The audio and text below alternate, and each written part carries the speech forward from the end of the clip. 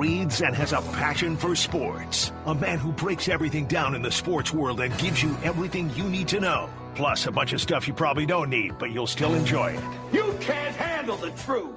Here is your host, Dan Kasper. Prime time. Prime time.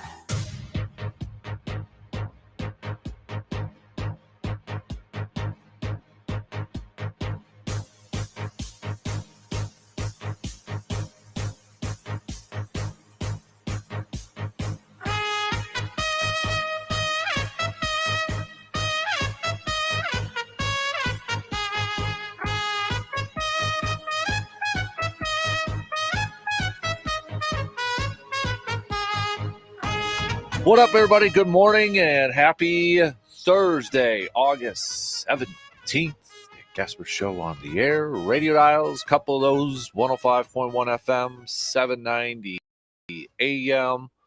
Also available online, sportstalk1051.com. You can stream it on over there. Google and Alexa home devices up on there as well. Video stream also up and rolling here this morning on YouTube, Facebook, and Twitter. Happy Thirsty Thursday, everybody. What do we got on the game plan for us this morning? Well, another late night and another dud of a game by the Brewers. Just 3 total hits for the Crew. Bats going cold again, and errors rearing their ugly heads for the Crew last night. 3 team errors, 3 total errors for the Brewers last night. Kind of a little similar to the game before. Got a couple of catcher interferences by William Contreras as well. Brewers falling 7-1. Wade Miley picking up the loss, but Brewers will try to avoid the sweep tonight with Corbin Burnes looking for his 10th win on the season. He'll be going up against Lance Lynn. Did get a solo shot from Mark Canha last night to tie it up in the second, but that was it for the Brewers offense yesterday. So had some bad luck too. Brewers hit a couple of few hard balls, but Dodgers were just there, as I know Wade Miley kind of mentioned. On the flip side there, Dodgers, just seemed to find the open spots with their hits. He kind of made a little bit of a joke about it, but it seemed like the ball had a GPS on it last night, he said. So, but, leading into this, we knew this was going to be a tough stretch here for the Crew with the Dodgers and the Rangers. But, 7-2 and 7-1 with the offense going cold, and then defense. I mean, defense, what the Brewers have been known for. Errors just all over the place with these last couple games. I mean, I wanted to see how the Brewers were going to match up against, some of the best teams in the business, and the Dodgers have been hot as of late. But right now, Brewers just don't seem like they can match up with the best. However, I don't know if you guys noticed or found, I saw this late last night, but Tom Verducci, who has covered baseball for over 40 years, Sports Illustrated, interesting article that he posted about the Brewers, and it's about mostly, I guess, too, about Craig Counsell, but it kind of makes the case that the Brewers might be a dangerous team to face in the postseason because of their knack or ability, or however you want to describe it, to win these one-run games. The title of the article is the Brewers crack the code to one-run games just in time for baseball. Now, this was an article that was posted up a couple days ago, but I had just seen it yesterday. And Verducci giving a lot of credit to Counsell, saying Milwaukee, led by manager Craig Counsell, is once again proving it can play some of its best baseball when margins are tight. If the baseball gods laugh at the randomness of who wins close games, why is it their manager, Craig Counsell, the best who ever lived at cracking the code of one-run games. Goes through some of the numbers. Craig Counsell has the best win percentage. In terms of one-run games, Earl Weaver right behind him in terms of win percentage and such, Hall of Famer. And, it's like there's that Verducci does a good job of explaining his reasonings and backs it up with numbers. He says how much of that list can be attributed to managerial skill and how much to simply having good teams. Try this exercise. Compare Counsell to Weaver when it comes to how they do in one-run games against all other games. Counsell, 575 in one-run games. Other games, 509. Earl Weaver, 574 in one-run games. Others, 587. Counsell's teams are more likely to win a one-run game than games decided by multiple runs. That's impressive, though the man most responsible for it is hardly impressed.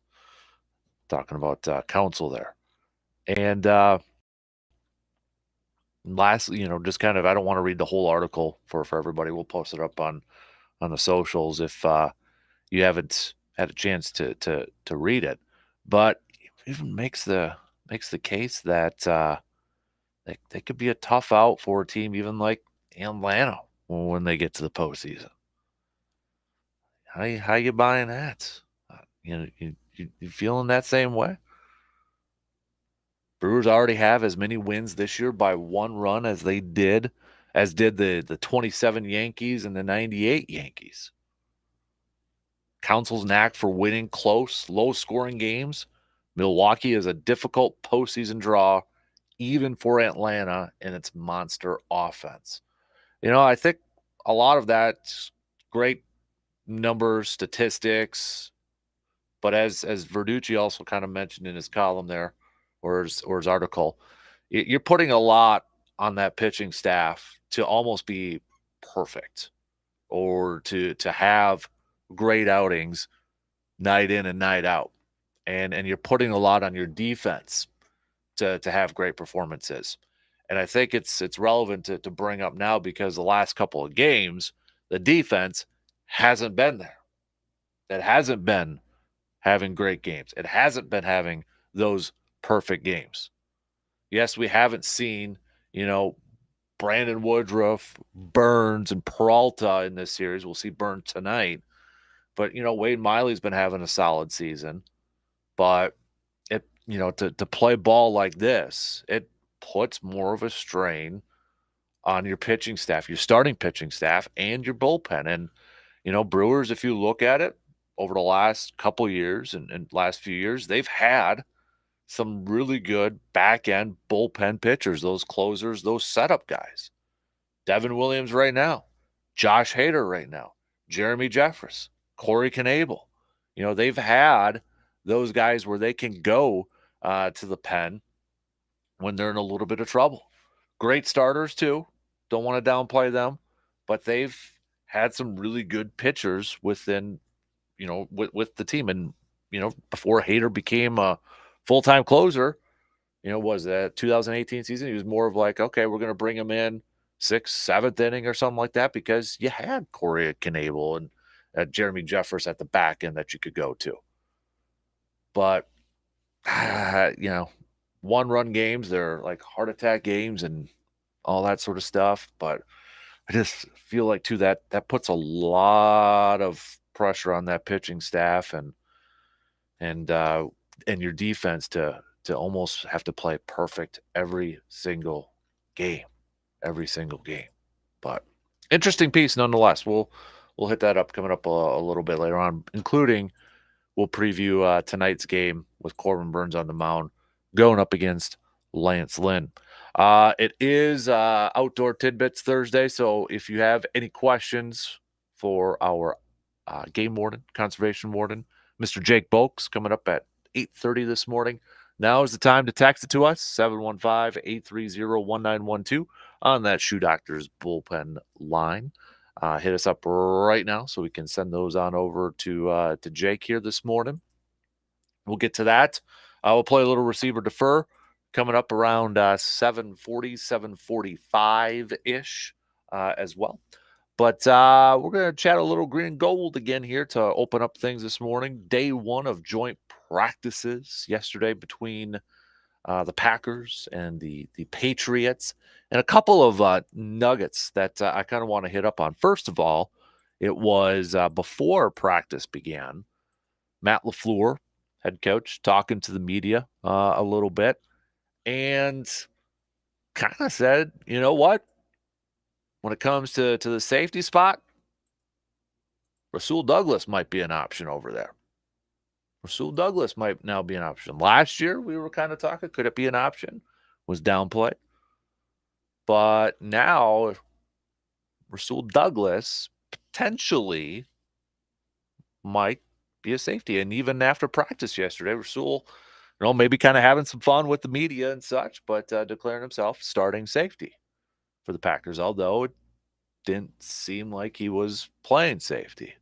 And when the media asked him, it was like, well, you weren't playing safety. And his response was, you weren't watching practice close enough. So maybe having a little fun like he usually does with the media and such. But the reason being that LaFleur mentioned Rasul Douglas potentially playing at that safety spot is because of the play of Carrington Valentine, the 7th-round rookie, and trying to figure out ways to get Carrington and those guys out on the field all at once. And, he's mentioned ever since he's been there, the 5 best, referring to the offensive line. The 5 best are going to play.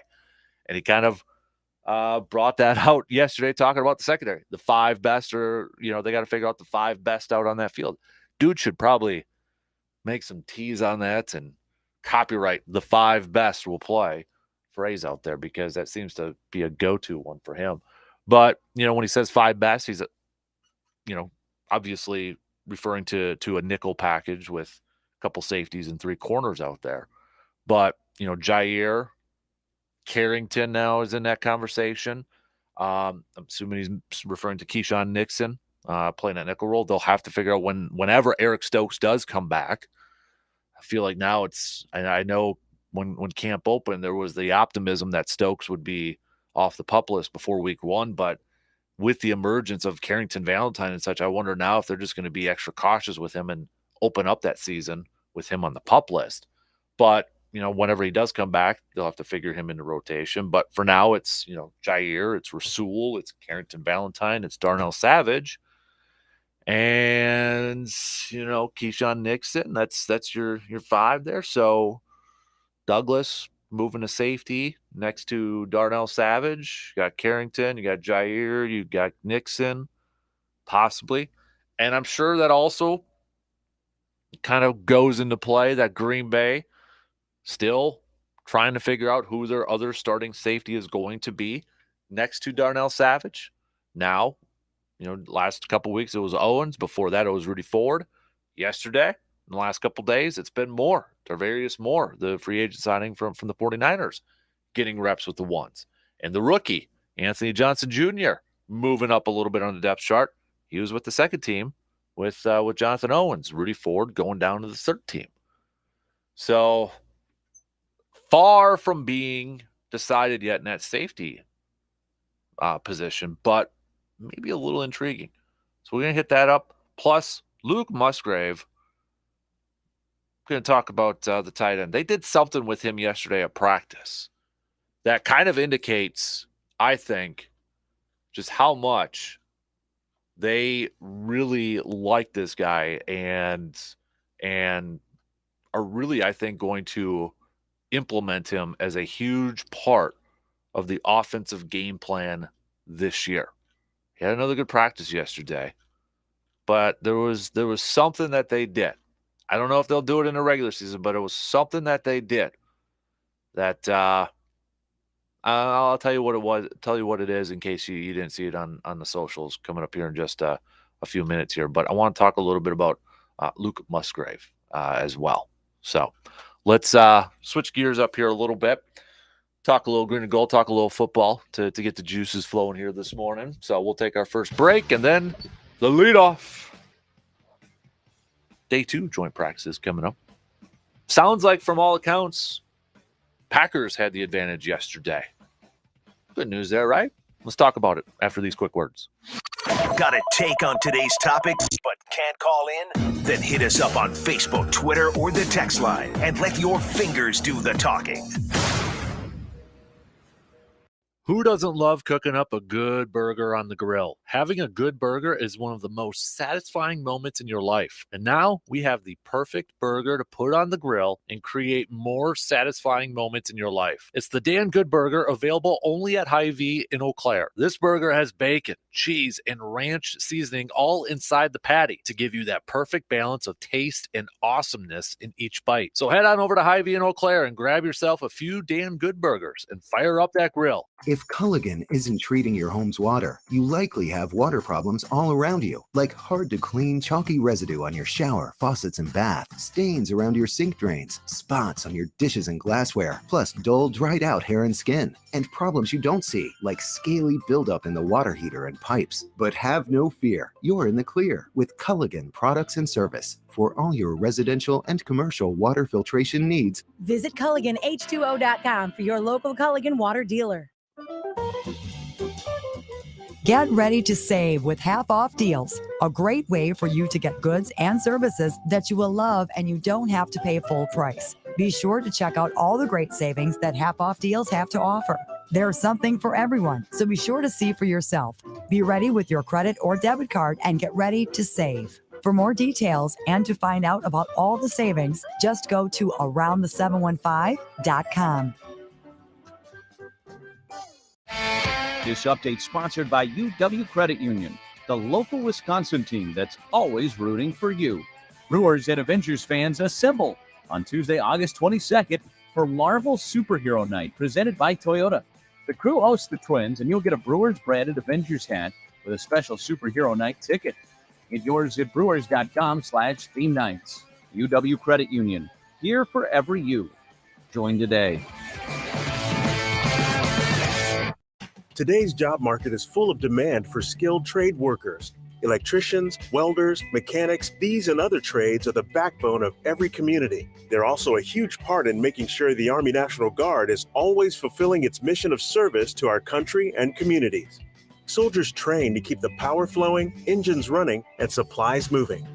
The skilled trades these soldiers perform are the same ones needed in today's civilian workforce. Army National Guard soldiers are on the fast track to learning skills that can set them up for success at home with companies looking to hire the best. With options from plumber to helicopter mechanic and everything in between, soldiers are able to select the trades that best fit their lives. Their resumes are being built through their paid training and part-time service. Find out how you too can learn a trade profession and serve your community and country by visiting NationalGuard.com. Sponsored by the Wisconsin Army National Guard. Aired by the Wisconsin Broadcasters Association and this station. I'm going to be honest with you. I'm no Bob Vila or even Tim the Toolman Taylor. So when it comes to home improvement projects, I'm comfortable in admitting that I'm not the smartest tool in the shed. That's why when it comes to big home projects, I need someone I can trust to complete these projects for me and do a job well done. That's why I fully trust the team at Carpet City Flooring Center. See, we've got some big flooring projects coming up for our home. I wouldn't even know where to begin with the whole process if it wasn't for everyone at Carpet City Flooring Center. They're helping me pick out the flooring that looks best in our home, fits in our budget, and they're doing the measuring because me and math don't get along, and of course, professionally installing it. No poor looking floors like some of the floors in my home already look like because of the previous owners. So if you are just like me and you need just a little or a lot of help when it comes to your flooring projects, don't stress it. Make it easier on yourself and visit the good people at Carpet City Flooring Center in Eau Claire. They're located at 3109 East Hamilton Avenue. The Shoe Doctor is known for quality footwear. Remember, the Shoe Doctor can keep your feet comfortable during all the different outdoor weather and activities here in the Chippewa Valley. Work boots, casual shoes, sandals, and more from brands you trust like Keen, Merrill, Chaco, and Dansko, and that's just to name a few. Located on Claremont Avenue in Eau Claire, you can also visit them online at ShoeDoctorFootwear.com. The Shoe Doctor, quality footwear for work, sport, and fun. Make a difference in people's lives and get some exercise too. Register now for the Buckshot Run to support Special Olympics Wisconsin in the Chippewa Valley. The Buckshot Run is September 2nd in beautiful Carson Park. 2 and 5 mile course. Both courses are walk or run. And for your sustenance, stick around for the Batter's Box food truck. Support Special Olympics Wisconsin. Get healthy and have fun on September 2nd at Carson Park. Register today at buckshotrun.com. Sports. You love it. We love it. And quite frankly, I don't trust anyone who doesn't love it. Do you? Is that a serious question? The Dan Kasper Show.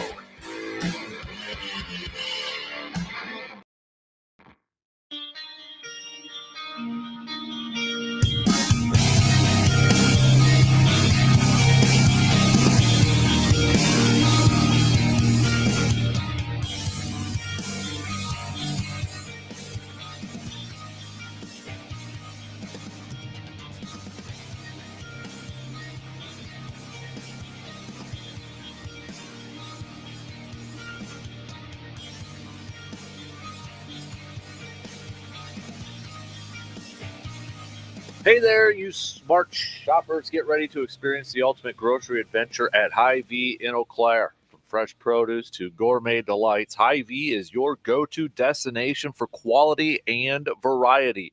Explore their aisles brimming with everything you need, whether it's a family feast or a quick snack. They got you covered. Every aisle is an adventure, good taste. And if you need a cold beverage afterwards, stop by the bar at Wahlburgers to quench that thirst of yours with a Man Cave Light. All right? Shop smart, shop happy, shop Hy-Vee. Elevate your shopping game at Hy-Vee in Eau Claire. All right, let's get the leadoff going here this morning. Let's chat a little football. Switch it up here a little bit. We'll get to some Brewers chat coming up here too, previewing Game 3 tonight. But Brewers have kind of been dull. If you've been staying up late for those games, and it's kind of been it's kind of been dull. So, let's chat a little football here to open up things. Couple of things I want to hit up on is potentially maybe a new safety in the mix for the Packers. But let's start off with a rookie, Mr. Musgrave. So, Mr. Musgrave, I would say a lot of Packers fans. I know a couple weeks ago when we asked, which rookie do you think will have the biggest impact, or maybe one of the first-year players or whatever? Who do you think would have the biggest impact? And a lot of majority went with one of the tight ends, and mostly it was Luke Musgrave. And Luke Musgrave has been having a pretty decent camp, pretty solid camp. A lot of his teammates have come out and said, they've been impressed with a common theme that has been out there is his speed. They talked about how impressed they were for how big he is and how fast he is out there.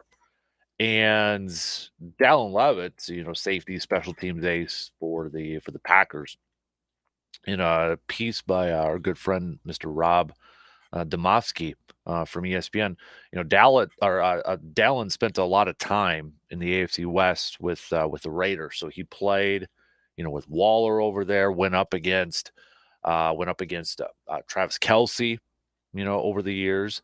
And he had some high praise for Luke Musgrave, said, paraphrasing it. But, there's some stuff that reminds him of Darren Waller, but he really used the comparison to Travis Kelce. Now, that is definitely very, very, very high praise to call a rookie or to compare a rookie to potentially like a Travis Kelce. Travis Kelce is going to be in the Pro Football Hall of Fame at some point.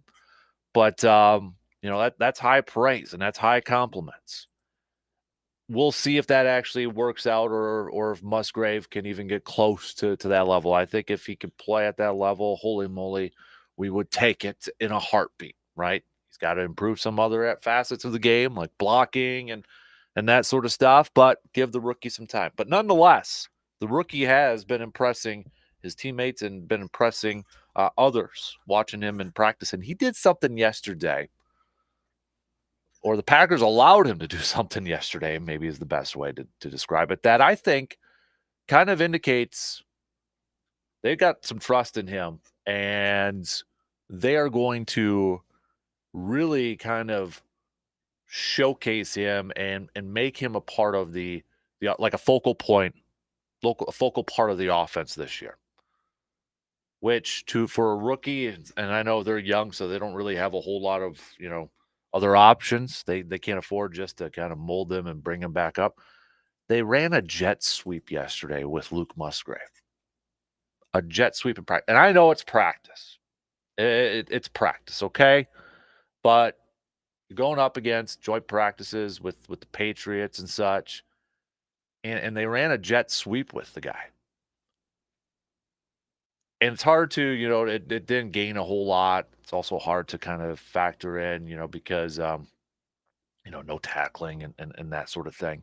But the fact that they lined him out wide, put him in motion, and ran a jet sweep with Luke Musgrave, it sounds like it caught a lot of people off guard, especially, the media and those in attendance and such. But I think it also is kind of an indicator too that, you know what, they realize what they potentially have in this guy. We don't know how he's going to turn out to be a pro. I don't want to, start making the bust and start fitting him with a gold jacket and that sort of stuff right now with Luke Musgrave. But I think they realize, you know what, we have a 6'6", 250+ pound tight end that has some speed to him. We got to utilize that. We got to incorporate that. We got a young quarterback, handing the starting reins over to him. What makes it easier on Jordan Love? Well, one is establishing a running game, but two, having a big, athletic tight ends. And I think, they've been impressed with what they have seen from him so far in practice and such, that they're trying to come up with different ways to maybe have him, a phrase I love to use, thank you to Kevin Green, to affect games. But, talking about his speed in that, there was something, John Kuhn, I don't know if anybody else caught it during the telecast of the preseason game on Friday. But John Kuhn, who spent a lot of years playing with Green Bay, being around the team now, media member and such, but he made a note too that this is the fastest Packers squad team that he can remember seeing or remember. Fastest Packers team that he can remember. And it makes sense when you think about it. Got a lot of young guys on here, okay? A lot of young guys. But you look at your skill position players on this ball club. We just talked about Luke Musgrave. A lot of people, Jordan Love, again yesterday, talking about his speed. When you got a guy that's as fast as that, like Luke, just trying to find different ways to use him. I know Kenny Clark talked about his speed. Elton Jenkins talked about his speed. Speed, speed, speed. I feel like I'm channeling my inner Mickey from Rocky. We know the speed of Watson. Secondary, if you want to go to even the defensive skill players over there with Jair and Stokes when he's healthy and that. You got speed all across the board. That seems to be a priority that Green Bay is. It's different. I mean, when Kuhn says this is the fastest team that I can remember, and you look back at the last couple of years, sorry, but Randall Cobb has lost a step. Alan Lazard was never the fastest guy. Very reliable, wide out. A lot of people thought, could he be converted to a tight end? Not the fastest guy, though. Yeah, they had MVS for a couple of years, and he was a fast dude over there. But, Tunyon, Jimmy Graham before that, they had some fast guys, but not as many right now, that seems like. And some of it is just, it's natural, too, because you got younger guys coming in, and it seems like every year guys are getting faster and more speedy, and it's just ridiculous athleticism that comes from all across the board. But I just, I know I mentioned a couple weeks ago that I thought Jaden Reed was going to have the biggest impact from an offense. And, hearing now and seeing what Musgrave has been doing in these last few days, and yesterday, one of the highlights from practice was a 25-yard touchdown from Love, a perfect ball thrown down the seam for Musgrave. It's hard not to think how Musgrave, I hate to put high expectations on a 22-year-old rookie with a first-time full-on starting quarterback, but man, it's hard not to get excited and potentially envision what a guy like Musgrave could do for this offense. Like I imagine opposing teams, looking at the schedule the first couple weeks here. You got Chicago, you got Atlanta, then you're home against New Orleans, and that Thursday night game against Detroit. I got to imagine, the first few teams, they're going to focus on stopping Aaron Jones, A.J. Dillon, stopping the run, and putting pressure on Jordan Love, bringing the noise, trying to make him uncomfortable, trying to get after him, trying to rattle him here a little bit. Well, what's one way to slow down that rush? One, you can effectively run the football. But if they're so focused on putting so many guys up at the line of scrimmage to stop that run and to put extra pressure on Jordan Love, he's got to get that ball out quick. Got to get that ball out quick to a tight end, a big target like a Luke Musgrave, to a slot receiver like a Jaden Reed. To me, again, I don't know if it'll all come together in year one for these youngsters here, but I'm just getting more and more bullish on the potential of all these young pass catchers, Watson and Dobbs included. I think Romeo is going to have a pretty darn solid year. I said it a few weeks ago. I think he's going to be the leading receiver on this club.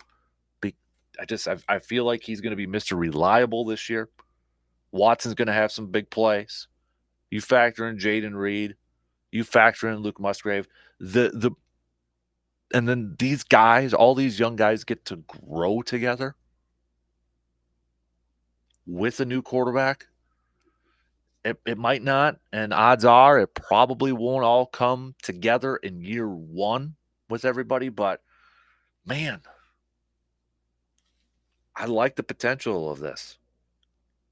And I know it's just practice. It's just preseason. It's just training camp. And we're talking about practice. I know, AI, we're talking about practice. But to quote the great manager from Major League, Lou Brown, things are starting to come together, Pepper. If things start to come together for this offense and these guys gel and mesh and grow together, I like this potential, man. I like this potential a lot. And Luke Musgrave is going to be a fun player to watch this year. It's gonna have their ups and downs. Jordan Love's probably going to miss some throws. Let's not kid ourselves. Jordan Love's going to miss some throws. He's going to make some mistakes. Okay? Let's get that out of the way. We've been very spoiled over the years of watching Aaron Rodgers quarterback play and not seeing a lot of turnovers, not seeing a lot of interceptions. We've been spoiled these last few years. Before that, we saw a lot of interceptions and a lot of turnovers, but still won a lot of games. Jordan Love is more likely, hopefully, but most likely not going to go out there and have a 30-5 touchdown interception ratio. He's going to make mistakes this year. So let's already kind of maybe set that bar a little bit lower. I know Bakhtiari just said, the bar is higher for Love this year compared to other first years, and I would agree with him. But on an Aaron Rodgers level, let's simmer it down here a little bit.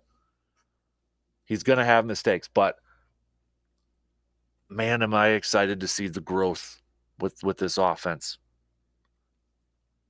And a lot of it has to do with these young playmakers on the outside, these pass catchers. Continued development from Watson and Dobbs. Rookies with Musgrave and Reed. We haven't talked a whole lot about Tucker Kraft here, but it's been Musgrave that has been just kind of the main man so far, making plays. I'm already envisioning seam routes over the middle, quick outs, getting the ball in the guy's hands. You want that, to have a tight end who is 6'6", 250 plus, and has speed. You're creating those mismatches in the defense or against that defense because you're going to put a linebacker on him, guy's going to outrun him. Going to put a safety on him, guy's going to outmuscle him. Find ways to continue to get the ball to him to affect games.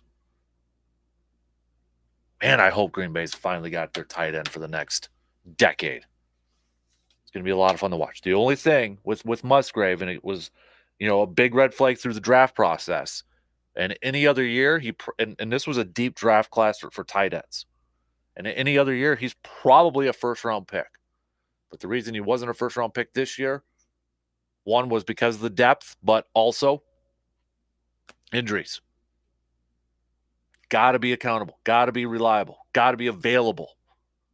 So hopefully, that's the one thing that makes me a little bit nervous is the injuries in college. Hopefully, that's not something that he'll have to go through in his pro career with Green Bay, but that was a big red flag throughout the draft process.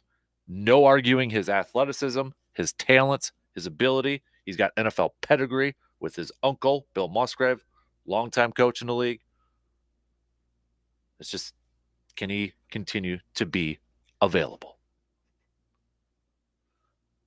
All right, let's take a quick break here, and then I want to talk about maybe potentially a new safety for the green and gold. Matt LaFleur hinting at it yesterday, and then the player himself already proclaiming, apparently, he is starting safety. We'll talk about that coming up next. 180!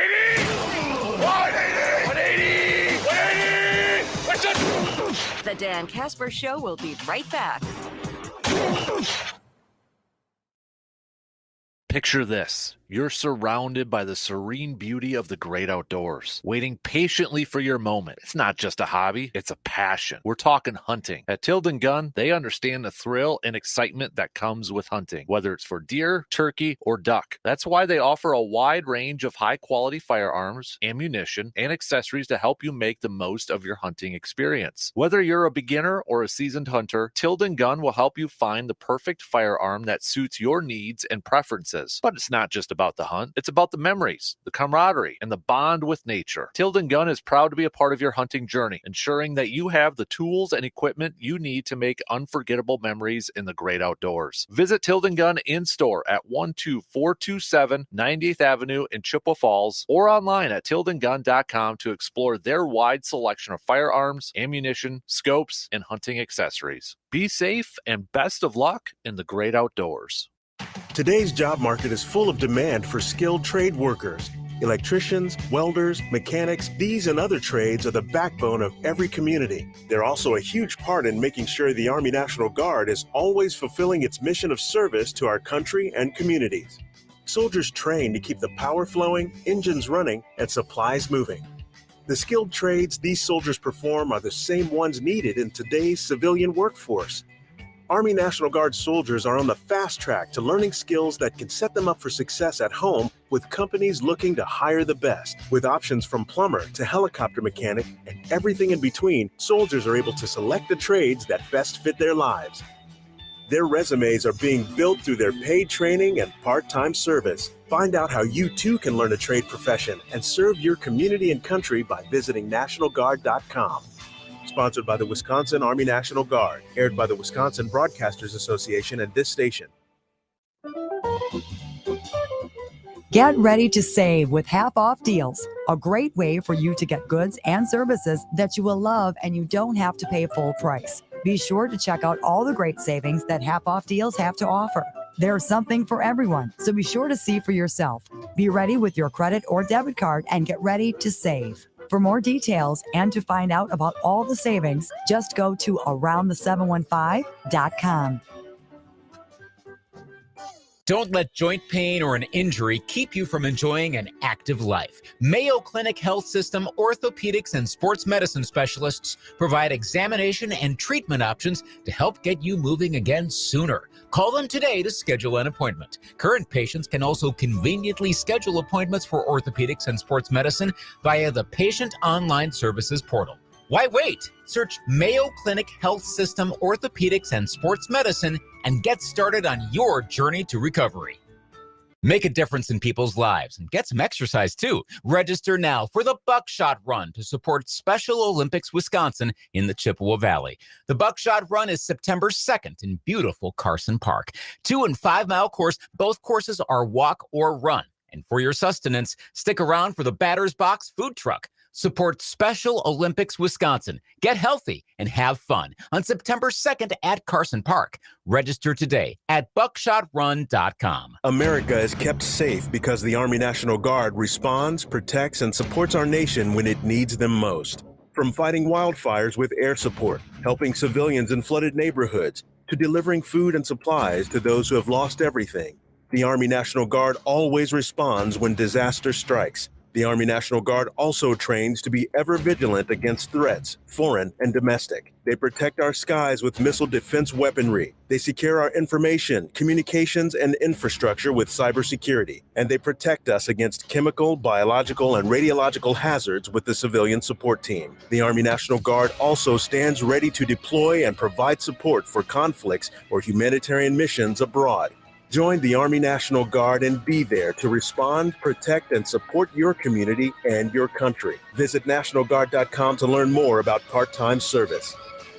Sponsored by the Wisconsin Army National Guard. Aired by the Wisconsin Broadcasters Association and this station. Service Master of Chippewa Valley is your local expert when it comes to fire and water damage, carpet and air duct cleaning, mold remediation, and trauma. They're when you need them 24 hours a day, 365 days a year. Trust comes in the yellow truck. Learn more at ServiceMasterChippewaValley.com. If you were to listen to Dan Kasper nonstop around the clock for a solid month, you'd become the king of all sports fans, desired by beautiful women, and rich beyond your dreams. I think. Try it and let's see. The Dan Kasper Show.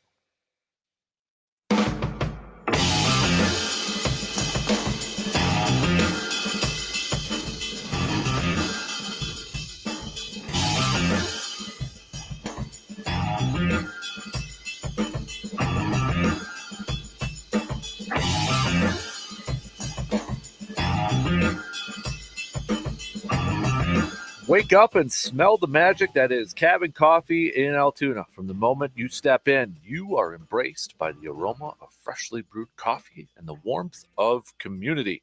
Their skilled baristas handcraft each cup with love, ensuring every sip is an experience worth savoring. Even if you're not a coffee person, though, Cabin Coffee in Altoona has something for everyone. Embrace the comfort of a cabin getaway right at your favorite coffee shop. Visit Cabin Coffee today at 2922 Meadowlark Lane in Altoona. Elevate your coffee experience at Cabin Coffee, because you know what? Life's too short for an ordinary brew. All right, continuing our little green and gold chats here for the first hour. So overall, too, by the way, Jordan Love, all accounts, had himself a good day. I was reading a little bit here from Matt Schneidman, who covers the Packers for The Athletic, by the way. He's got a good piece up about Luke Musgrave from yesterday. I'll just kind of roll. This was the beginning part of it. The Packers ran a jet sweep from the 7-yard line during Wednesday's joint practice against the Patriots. Not just any regular jet sweep, but a jet sweep to a tight end, and a rookie tight end at that, who stands 6 feet 6 inches and 253 pounds. Luke Musgrave is special, and the Packers seem hell-bent on making the most out of him. There you go. The mere fact that Green Bay ran a tight end jet sweep in the deep red zone in a public practice against another team, the Patriots, is notable, let alone that it exists in the playbook and was even a thought of head coach Matt LaFleur and his staff. There you go. But Jordan Love, for those who were keeping track of the stats, 16 of 28 against the Patriots' stingy defense, 3 touchdowns, no picks. highlighted by a 75-yard bomb to Christian Watson and that 25-yard touchdown seam catch from Luke Musgrave.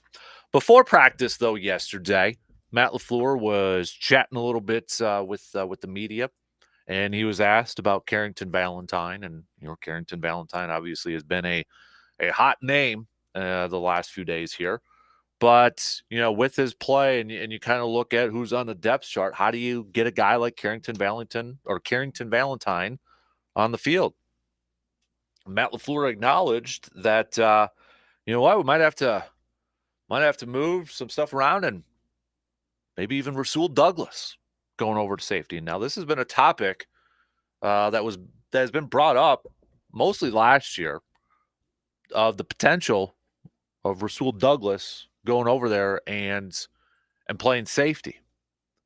Now, this is the first time too that Matt LaFleur has kind of acknowledged that, because last year when it was kind of talked about, no, we're gonna keep him at corner. I know Goody had mentioned in the offseason that they believe he has the skill set to go over there and play the safety role.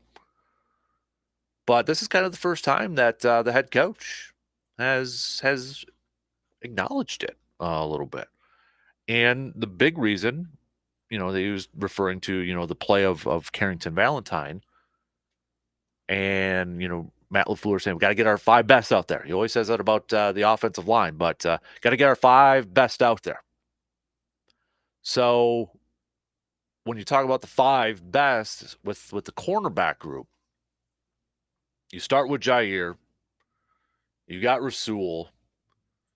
Darnell Savage is going to be in there. Assuming right now they're referring to Nixon because Eric Stokes is still out. And then you got Carrington Valentine, who's, I know I said a couple days ago, I already think he's got a spot locked. He's already got a spot locked down. Might be like 7th rounder, 1 game in. Already got a spot, especially at corner. I think so. Something would have to really happen, I think, for him not to make it on there. So potentially, could we see Rasul Douglas moving over the safety spot? And the other part of this too is there's still an ongoing safety battle. Savage is going to have 1, but now we got another guy getting reps with the 1s. Tarvarius Moore. First, it started off with Rudy Fords and mini camps and OTAs. Then it was Jonathan Owens the last couple of weeks. Now it's Tarvarius Moore that's getting the reps with the 1s. Owens is getting reps with the 2s. Rudy Ford down to the 3s because Anthony Johnson Jr., the rookie, getting reps with the 2s. So you factor that in, that I think Green Bay it's still a wide open competition for that starting safety spot next to Savage. And then you factor in the emergence of Carrington Valentine. It's like, okay, now we might have to do some adjusting here. And Rasul Douglas maybe potentially having some fun with the media because he usually does.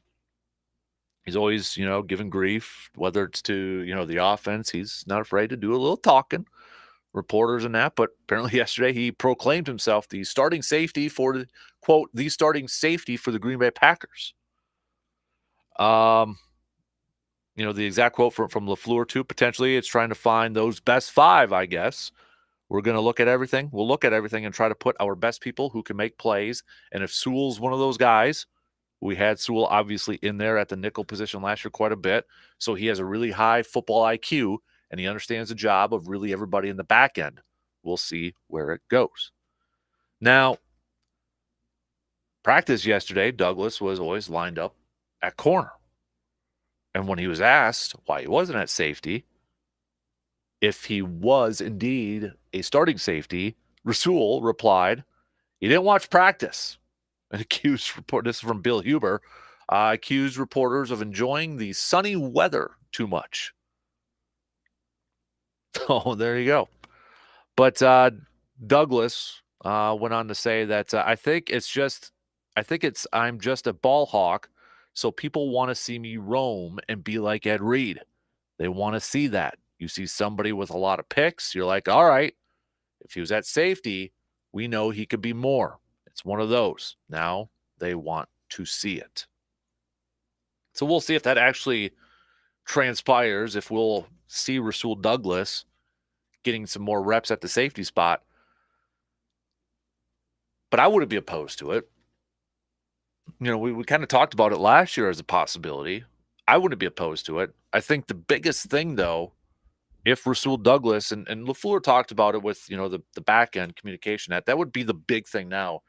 Maybe he's getting some work in it under, closed doors or behind closed doors and all that sort of stuff. And it's just not out in the public. But I think the biggest thing for Douglas, if he does get moved to that safety position, is the communication. The communication part of it. Making sure, and that's the thing too. Like we don't know a whole lot about Douglas because he's been around for a couple of years. But one thing that does kind of stand out from Rasul Douglas, from everything out there, he doesn't seem the quiet type. So I don't think he's afraid to do some talking and such. But it's just making sure the coverage, communications, and everybody's on the same page when they're on the field. That would be the one thing that you'd like to see, maybe get some reps in and communication and that sort of stuff. But, you put Douglas out there, they're going to have to factor in Eric Stokes coming back at some point in time.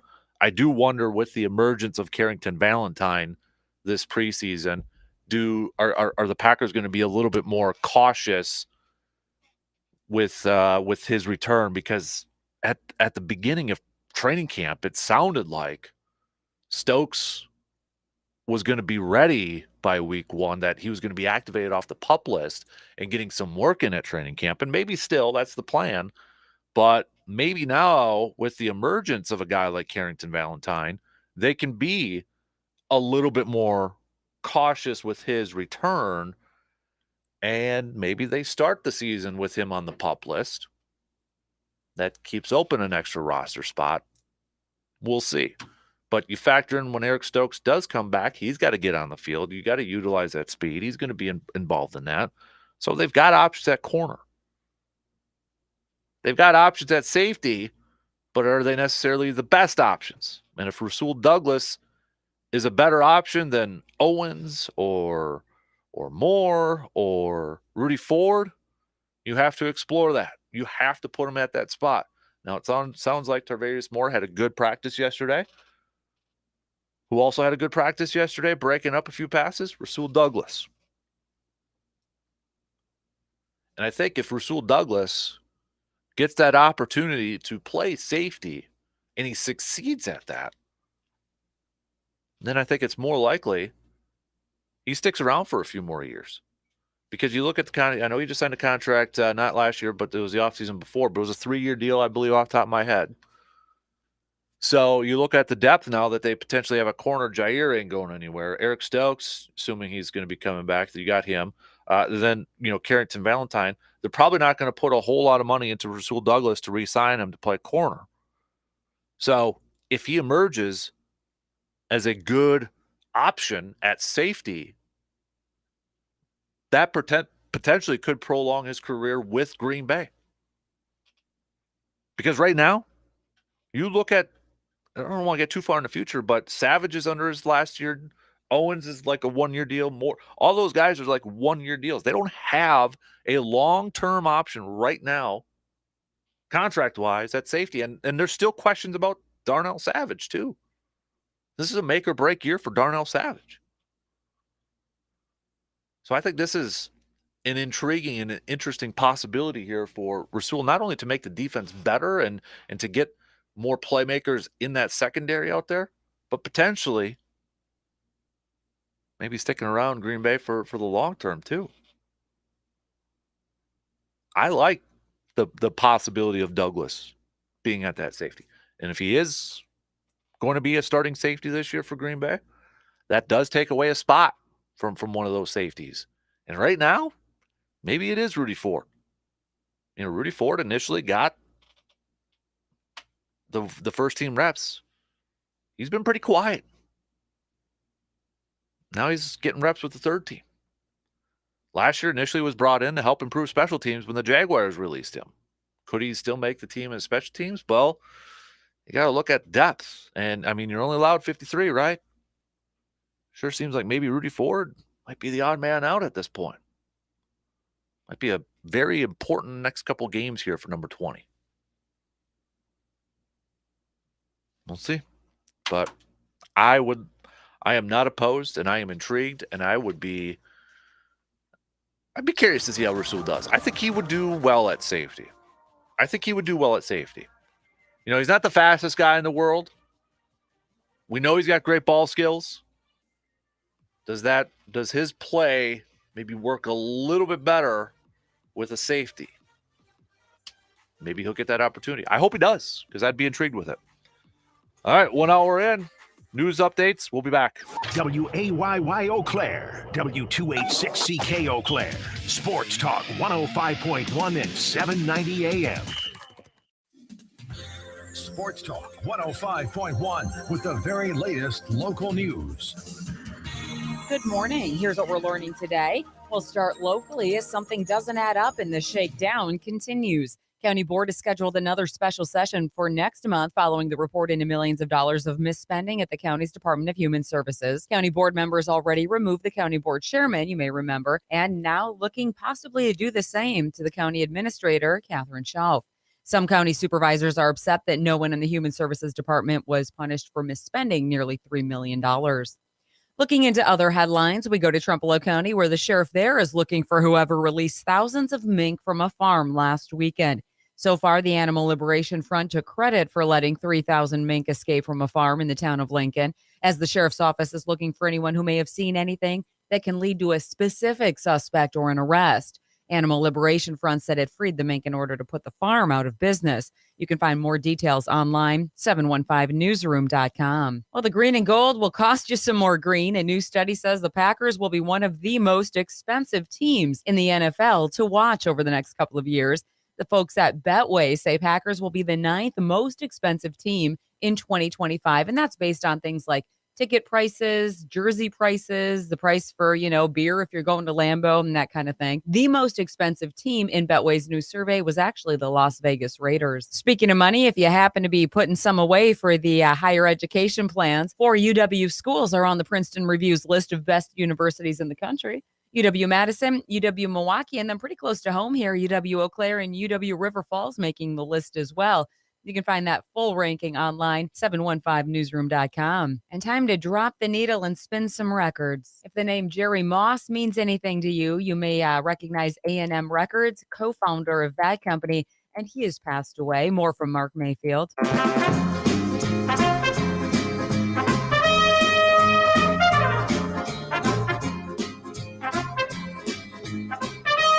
A&M rose to prominence in the 1960s behind the Tijuana Brass, growing even more in the next 2 decades. The label continued to boom thanks to groups such as Styx, Supertramp, Peter Frampton, The Police, The Go-Go's, Bryan Adams, and Janet Jackson.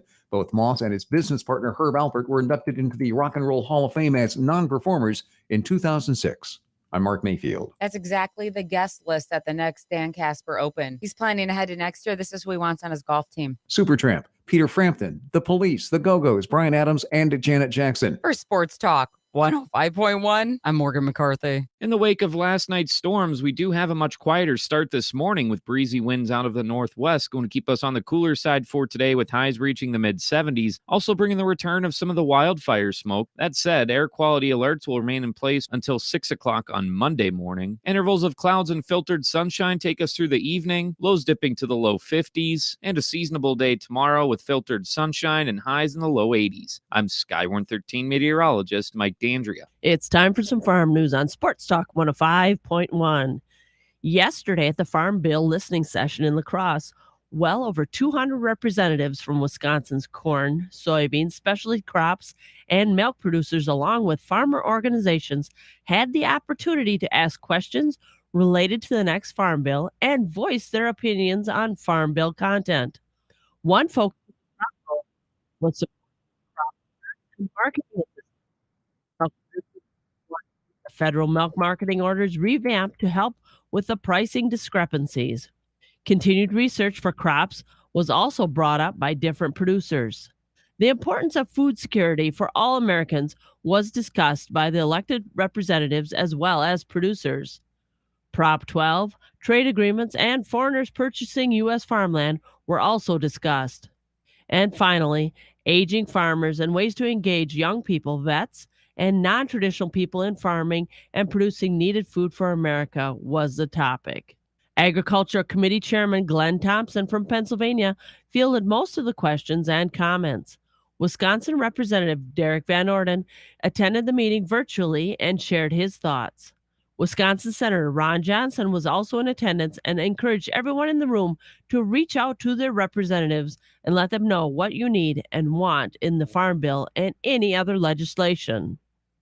Over 1 million people went to the 172nd Wisconsin State Fair in West Allis this year. Over 10,000 competitive exhibit and animal entries were judged at the fair during its 11-day run.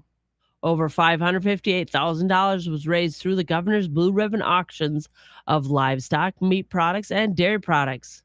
And much of this money goes to support Wisconsin's youth agriculture and provide scholarships. Over 307,000 original cream puffs were sold to fairgoers, and the giant slide recorded over 100,000 rides during the 11-day fair.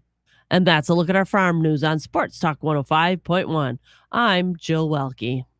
By now, I'm sure you have done your share of grilling this summer. Brats, burgers, steaks. But one of the many beautiful things about shopping at Mike's Star Market is that they have such a wide variety that sometimes you find something new to try. And because we all know Mike's quality is the best in town, we always have our go-to options from Mike's Star Market. So keep on rocking this summer grilling season with Mike's Star Market in Eau Claire. Check out Mike's Star Market for yourself at 2238 Heimstead Road on the west side of Eau Claire. For victims of drunk and drug driving, your grief is unique, but you are not alone. You always have a place at MAD. Call the 24-hour victim helpline at 877-MAD-HELP or visit mad.org.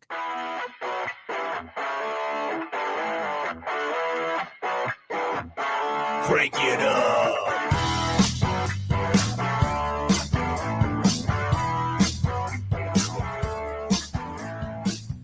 Hey, are you ready today? Get up. He's on his way.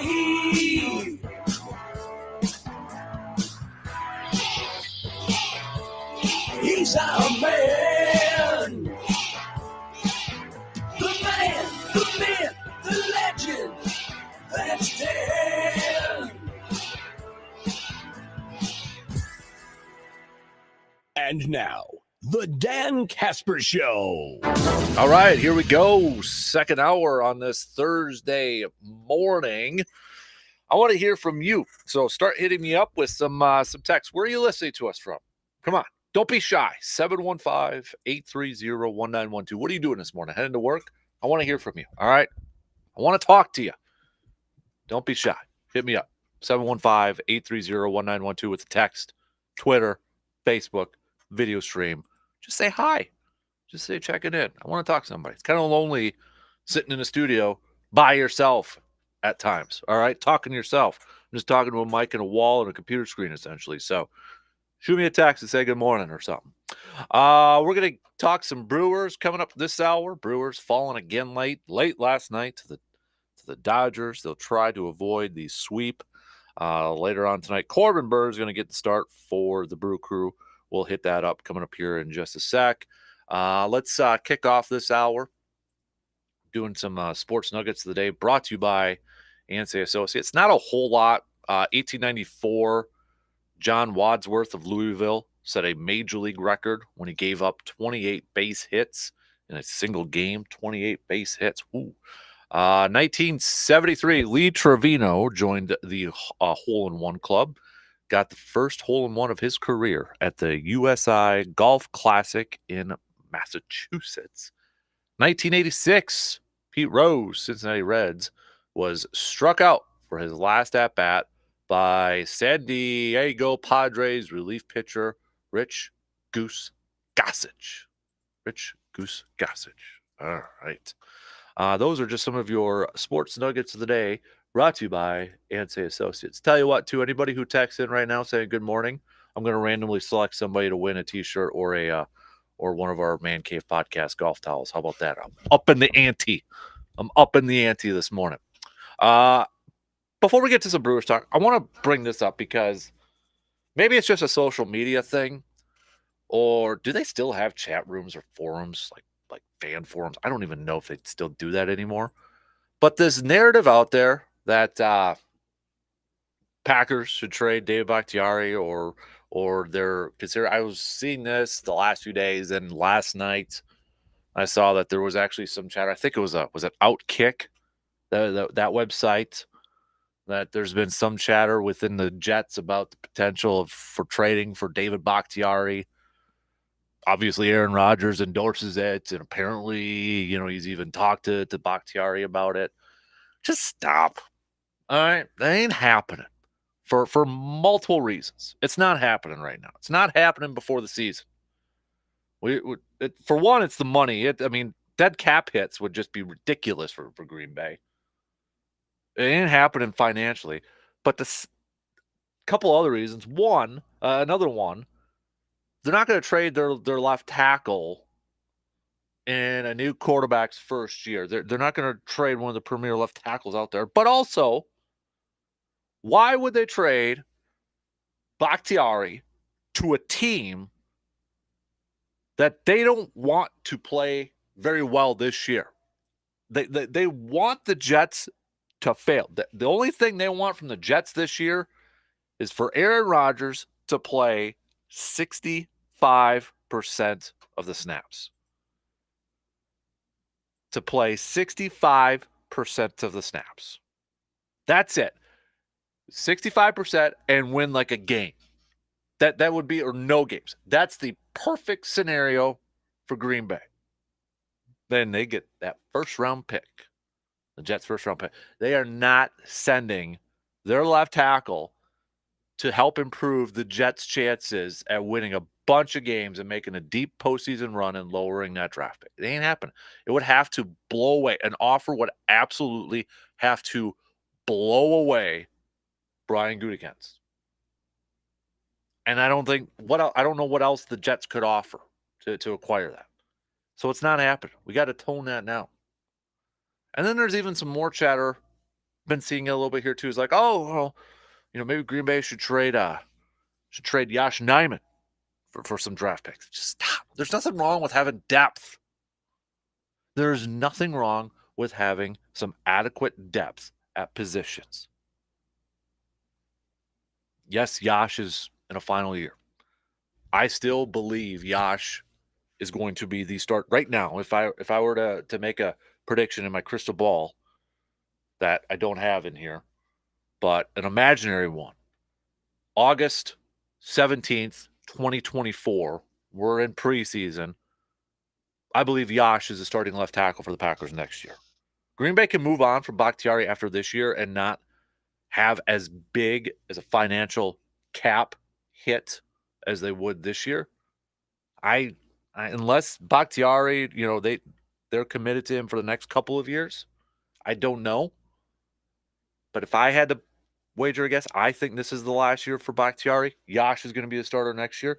But for this year, you don't need to trade Yash just because, hey, we got Bakhtiari that could play there. And, and I know Walker's been getting some reps over there at left tackle too. Second year guy. Maybe he's an option next year. I don't know. But there's nothing wrong right now by having some depth. We know there's probably going to be some injuries. We know there's probably going to be some stuff that's going to come up. Let's have a little depth. There's nothing wrong with that. Just because you have some depth at a position doesn't mean you should trade them. I don't want that. No. Sometimes we got to get caught up in that and like, oh, okay, well, we can move on from that guy, get some picks. Now, offensive line, it's good to have depth at. So let's just simmer down. Okay, let's simmer down on that. I'm not saying anybody out there listening right now is that, but that's something that's like trending on Facebook and Twitter. And the other thing too is is there a quarterback debate in Green Bay with the performance from Clifford? Clifford, I thought not to revisit Monday's conversation. I loved the fact that Clifford was aggressive. Bounced back from his interceptions. You know, you'd think a rookie in his first game, especially in Cincinnati where he grew up, is like, okay, nerves, going to play it safe. Don't want to screw up in front of my family, in front of my friends. Don't want to screw up in front of my teammates in my first game. You know, I want to win this backup position. You think, okay, going to be a little careful, little, you know, not be aggressive. Try not to make any mistakes. But when you have the mindset of not trying to make any mistakes, that's usually when you do make mistakes. Clifford went out, had a little bit of like a gunslinger mentality, made some great throws, tight throws, made some stupid throws. But let's cool it on the Clifford. There should be a quarterback battle between Clifford and Love. It ain't happening. It's not. Okay? It's not happening. Let's just, if you loved the performance or if you liked the performance that you saw from Clifford on last Friday, great. That should just give you confidence like, hey, okay, we got somebody who's not afraid to go out and ball if he has to. Don't need to make it into a battle after one preseason game, okay? Don't need to do that. Twitter sphere, X sphere, Facebook, whatever you guys are calling yourselves out there. Not our listeners. They're not like that. So, not like that. But, yeah. Had to get a little grind my gears, get off the chest Thursday morning here. Let's get back to some baseball talk here now. So, Brew Crew last night falling to the Dodgers late game, and it was kind of a repeat of game one. 7-1 loss last night. Errors. A team that prides itself on defense. Last couple games, the error bug has been kind of rearing its ugly head. 3 errors in the game for the Brew Crew last night. I'm going to talk about how the Brewers have been matching up right now with the Dodgers with about quarter left of the season. And I know this was from a couple days ago, but I want to hit up this article written by Tom Verducci about one-run games and Craig Counsell's ability, or as he says, has cracked the code to win these one-run games. Interesting article. I've got my counter thoughts on it, if you will, but we'll hit that up in case you missed it. I'm going to post it up on our Facebook page here in a few minutes here too, so we'll do that. But hit me up with a text. You can just say, hey, who you are, where are you listening from, what are you doing? Don't matter. I want to get about. It's lonely sometimes talking in the studio, so hit me up with a text, and I'll randomly select somebody to win either a Backyard Dreams t-shirt or one of our Man Cave podcast golf towels out there, okay? So hit me up with a text, 715-830-1912 on that Shoe Doctors bullpen line. Or on Twitter if you want, at DANKSPER, Facebook.com/Kasper Sports. Video stream too will work.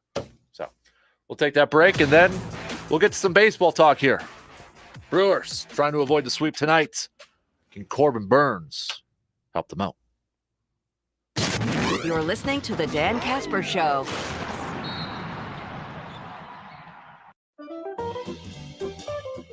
Get ready to save with half-off deals. A great way for you to get goods and services that you will love and you don't have to pay full price. Be sure to check out all the great savings that half-off deals have to offer. There's something for everyone, so be sure to see for yourself. Be ready with your credit or debit card and get ready to save. For more details and to find out about all the savings, just go to aroundthe715.com. Are you up all night tossing and turning over your business's unsuccessful online marketing strategies? Midwest Family Eau Claire's digital team can be the warm glass of milk and cozy blanket that ensure a restful, worryless night's sleep. Let our team at Midwest Family Eau Claire turn your business's digital presence into profit. Go to MidwestFamilyEauClaire.com today and find out how our integrated marketing solutions take the complexity of digital marketing out of your busy hands. MidwestFamilyEauClaire.com. What's something you can't get for $18.99? Supplies for one last camping trip. What's something you can get for $18.99? A month of unlimited car washes at Clean and Classy. Something you can't do in 5 minutes? Get that weird smell out of the camper. Something you can do in 5 minutes? Get a car that shines so nice. Clean and classy on West Claremont and off Hastings on Brackett Avenue. Wash your car more than once a month? A monthly pass is going to save you money. Make your car clean and classy. Take as little as 3 minutes to see if you could save on motorcycle insurance with Progressive. Come on, you've spent more time than that thinking about helmets with faces on them. I should get a new helmet. Ooh, maybe I'll get one of those ones that looks like a face with painted teeth and eyebrows, you know? Oh, that always looks so cool. People are like, whoa, is that a person with two faces? Oh, a helmet. And one face. Get a quote in as little as 3 minutes at Progressive.com. Progressive Casualty Insurance Company and Affiliates. You want to feel important. You want to be part of something bigger, something that matters and can help change things. You want to feel like you belong. We know. We felt that way too. And that's why we did something about it. We aren't just Army National Guard soldiers. We are normal people just like you. But our part-time service in the Army National Guard means we get to be more. When our communities are in need, we get the chance to stand up and do something about it. We get to serve in our own region and help the people we call neighbors. From the lakeshores of Ohio, Michigan, Wisconsin, and Minnesota, the fertile fields of Indiana, Illinois, and Iowa, to the wide open plains of North and South Dakota. We are here for our hometowns. And together, we can make a difference. Take on your legacy. Visit NationalGuard.com to find out more.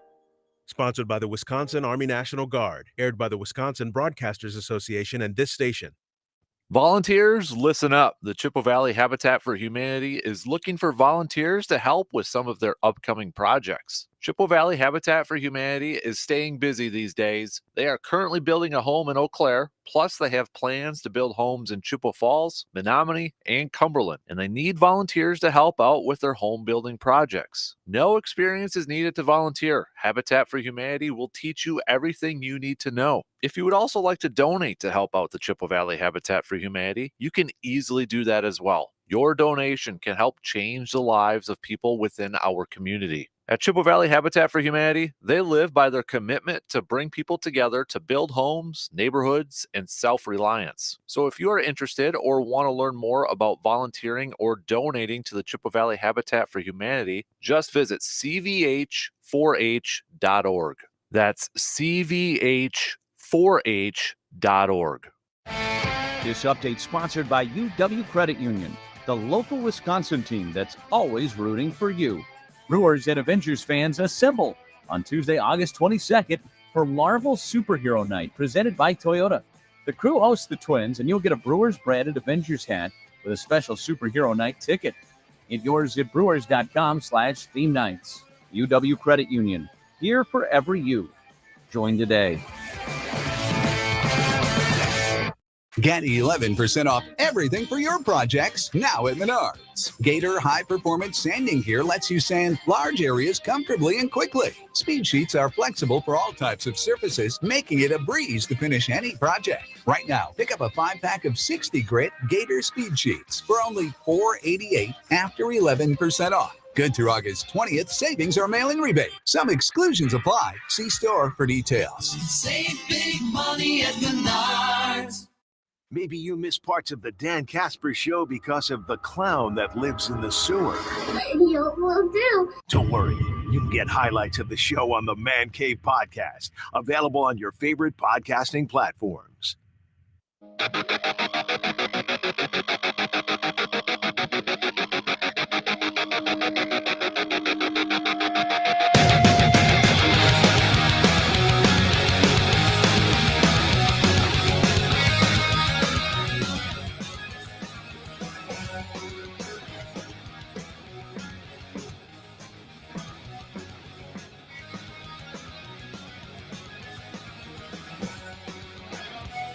Tonight's the night for the 7th, back for round 7, Careers and Beers, not your average job fair, being held at the Brewing Project from 4 p.m. to 6 p.m. Careers and Beers is a job fair and happy hour brought to you by Midwest Family Eau Claire. Sick of stuffy, uncomfortable job fairs? Careers and Beers is the answer, featuring local employers and a casual atmosphere. Free to attend, and you know what? You'll even get a free brew on the house. How about that? So going on tonight's Careers and Beers, August 17th, 4 p.m. to 6 p.m. Brewing Project in Eau Claire. Also, want to remind you, we got about a month, about a month to the opening day for the bow season coming up here. Got a challenge out there with our friends Mike's Star Market. Okay, so Mike's Star Market, obviously they've been partnering with us. Portions of the proceeds from brat sales going to Backyard Dreams and such. So we got a 1 month challenge going on right now. Let's see how many brats we can sell in this month. We got football season starting up. Hunting, got to pick up some brats maybe for deer camp, for the cabin, doing some camping or whatever have you. Let's see how many brats we could sell in these next 30 days or so. So we can make it because Mike's wants to make a really good donation for Backyard Dreams. But we need to go to Mike's and pick up some brats, like the Man Cave Light brats, the dill pickle and cheddar ones over there. So go over there. They even got a limited run of some Bloody Mary brats over there too. Bunch of different flavors. If you haven't been to Mike's before, a bunch of different flavors for you to try. So got that 1 month challenge going on here. Got a lot of stuff coming up. Fall's just coming up around the corner. Plus, it's a good way for you to maybe taste test some of their products, find your favorites to make out of your venison if you get a deer this bow season. So a lot of good stuff. Big thanks to Mike's for their support for Backyard Dreams. Coach V, feels like fall today. Cell cameras are out. Firewood time, but still working on a golf game. Crew will be okay. Stars will have to be in line when it's time to beat the Braves and the Dodgers. We've got a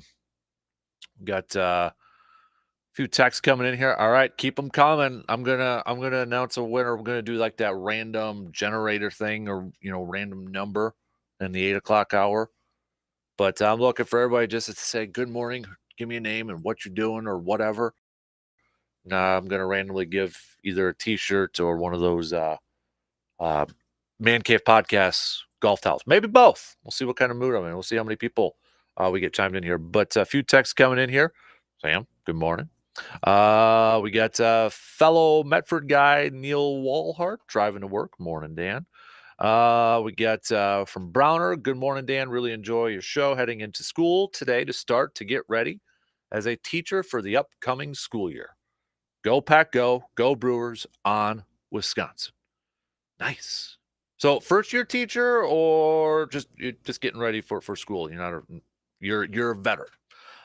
Good morning, Dan. Bob from Minong, passing through the Chippewa Valley on my way over to Packers training camp.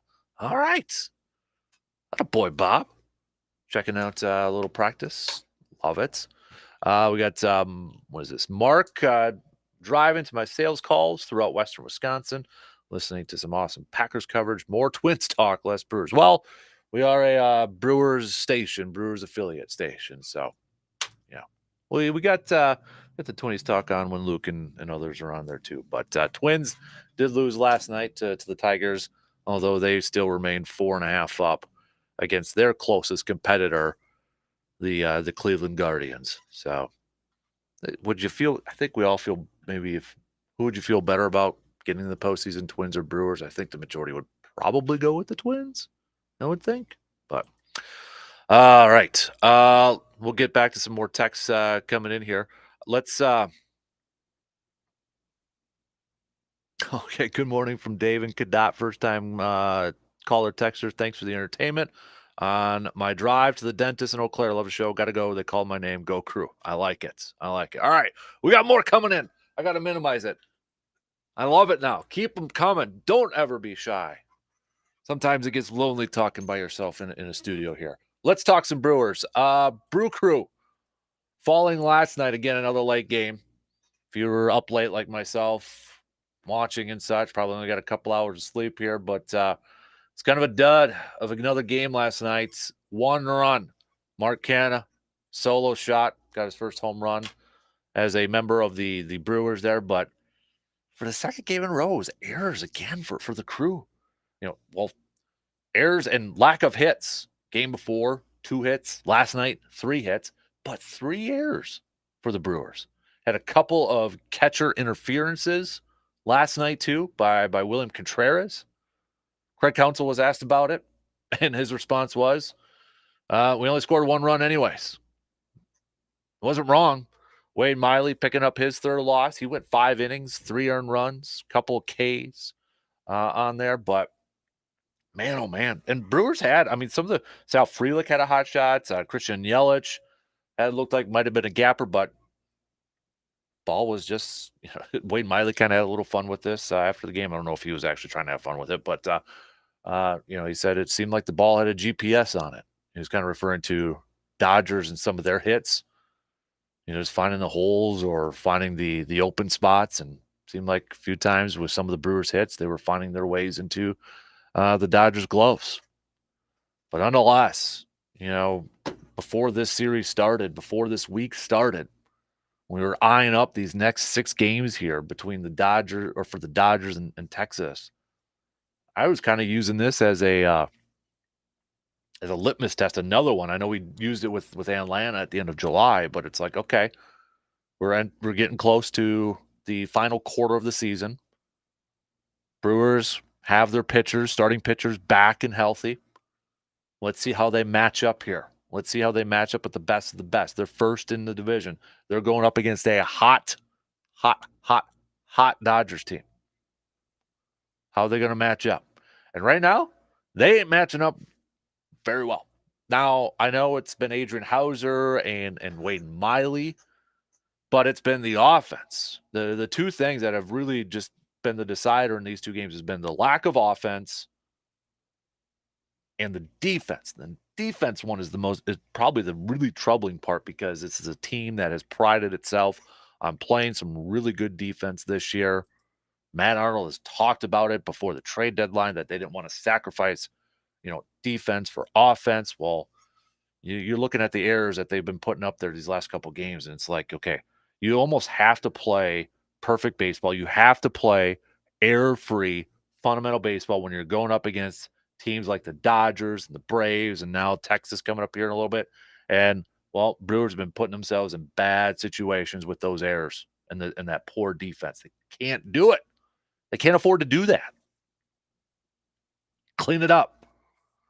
Maybe tonight, with their ace on the mound, Corbin Burnes, they'll avoid the sweep. Hopefully, they'll avoid the sweep here.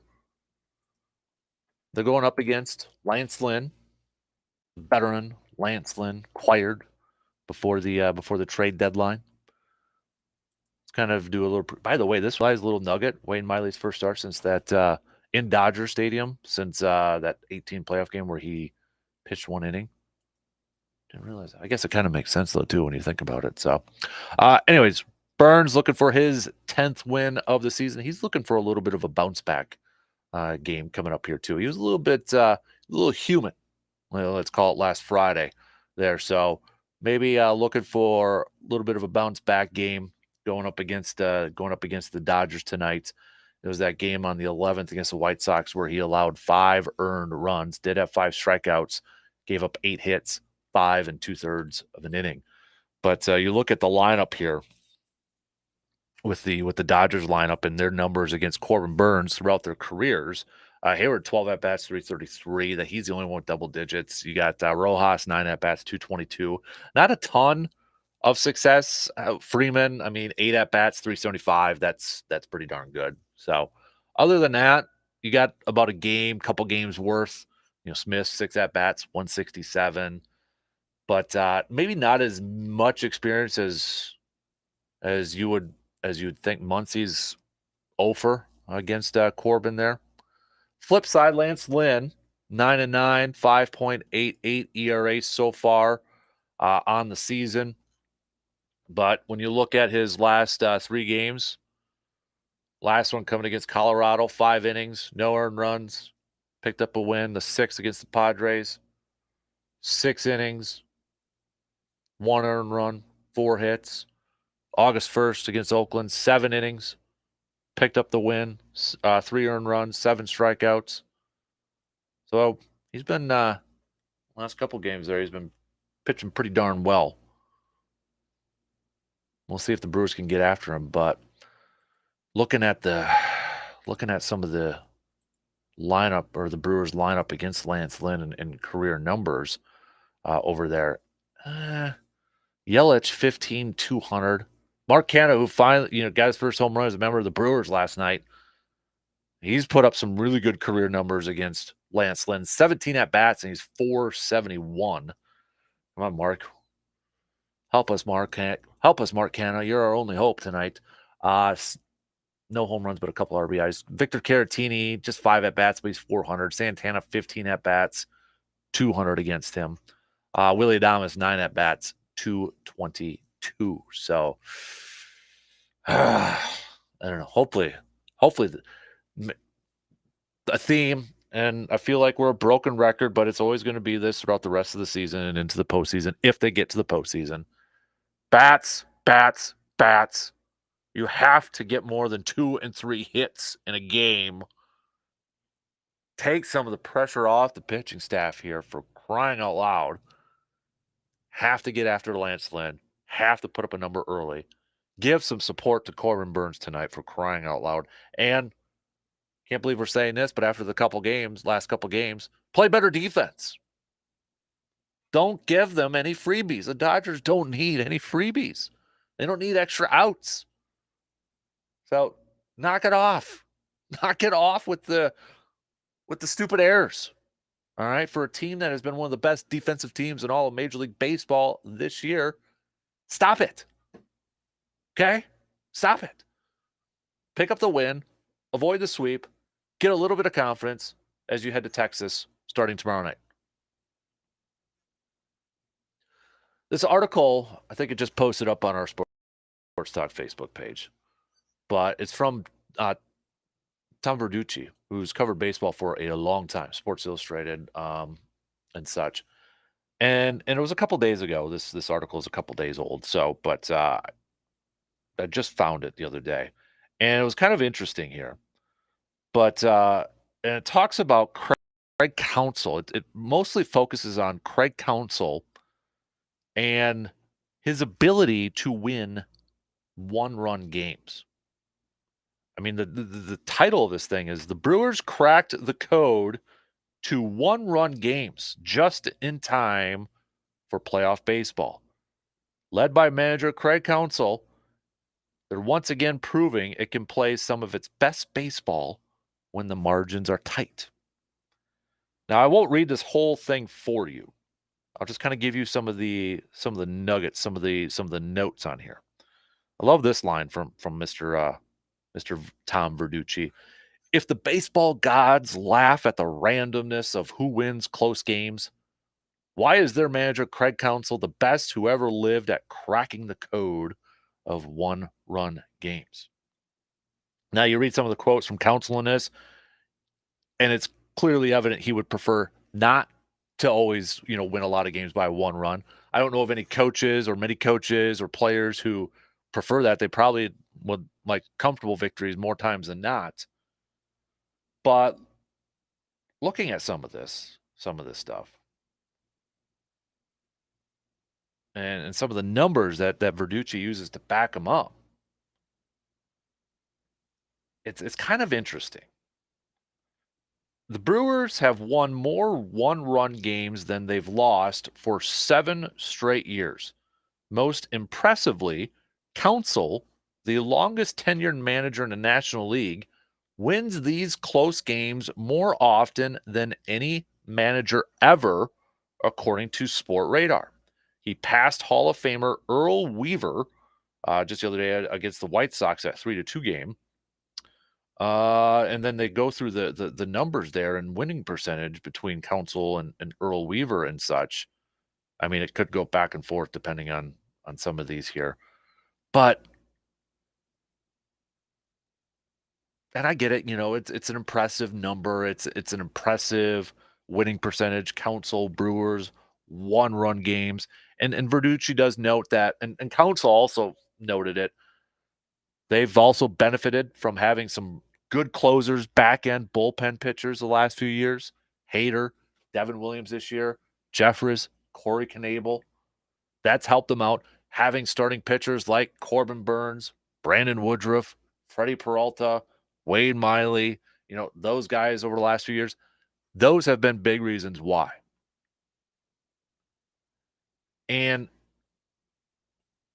one of the lines that Verducci uses to kind of end the column is Council's knack for winning close, low-scoring games. Milwaukee is a difficult postseason draw, even for Atlanta and its monster offense. I understand what Verducci is saying here.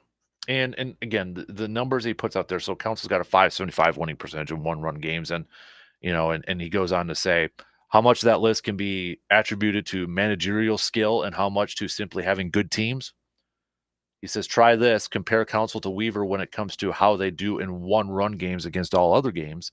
And Council has a better win percentage in one-run games than he does in other games. .575 compared to .509.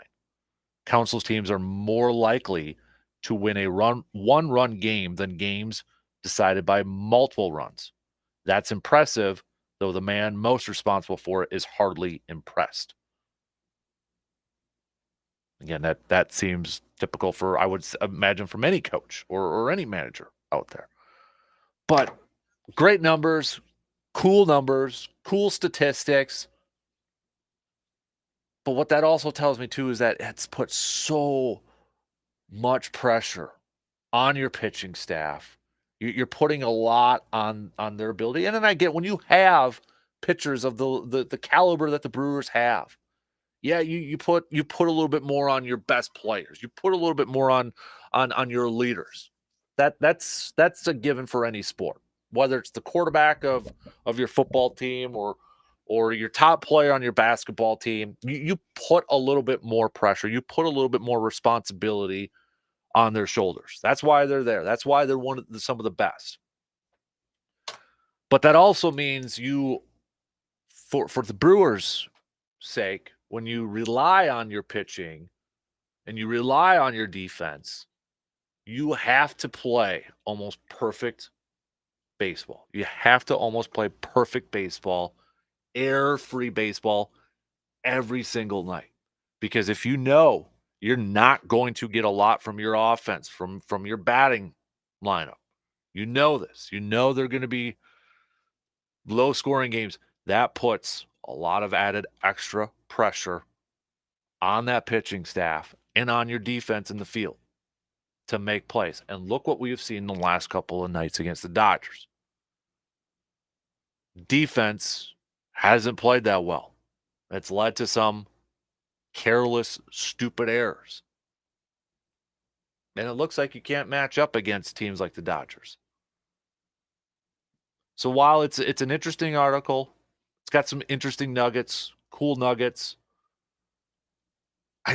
Would I feel better after, would I feel better about the Brewers' chances going up against Braves or Dodgers when it comes to the playoffs?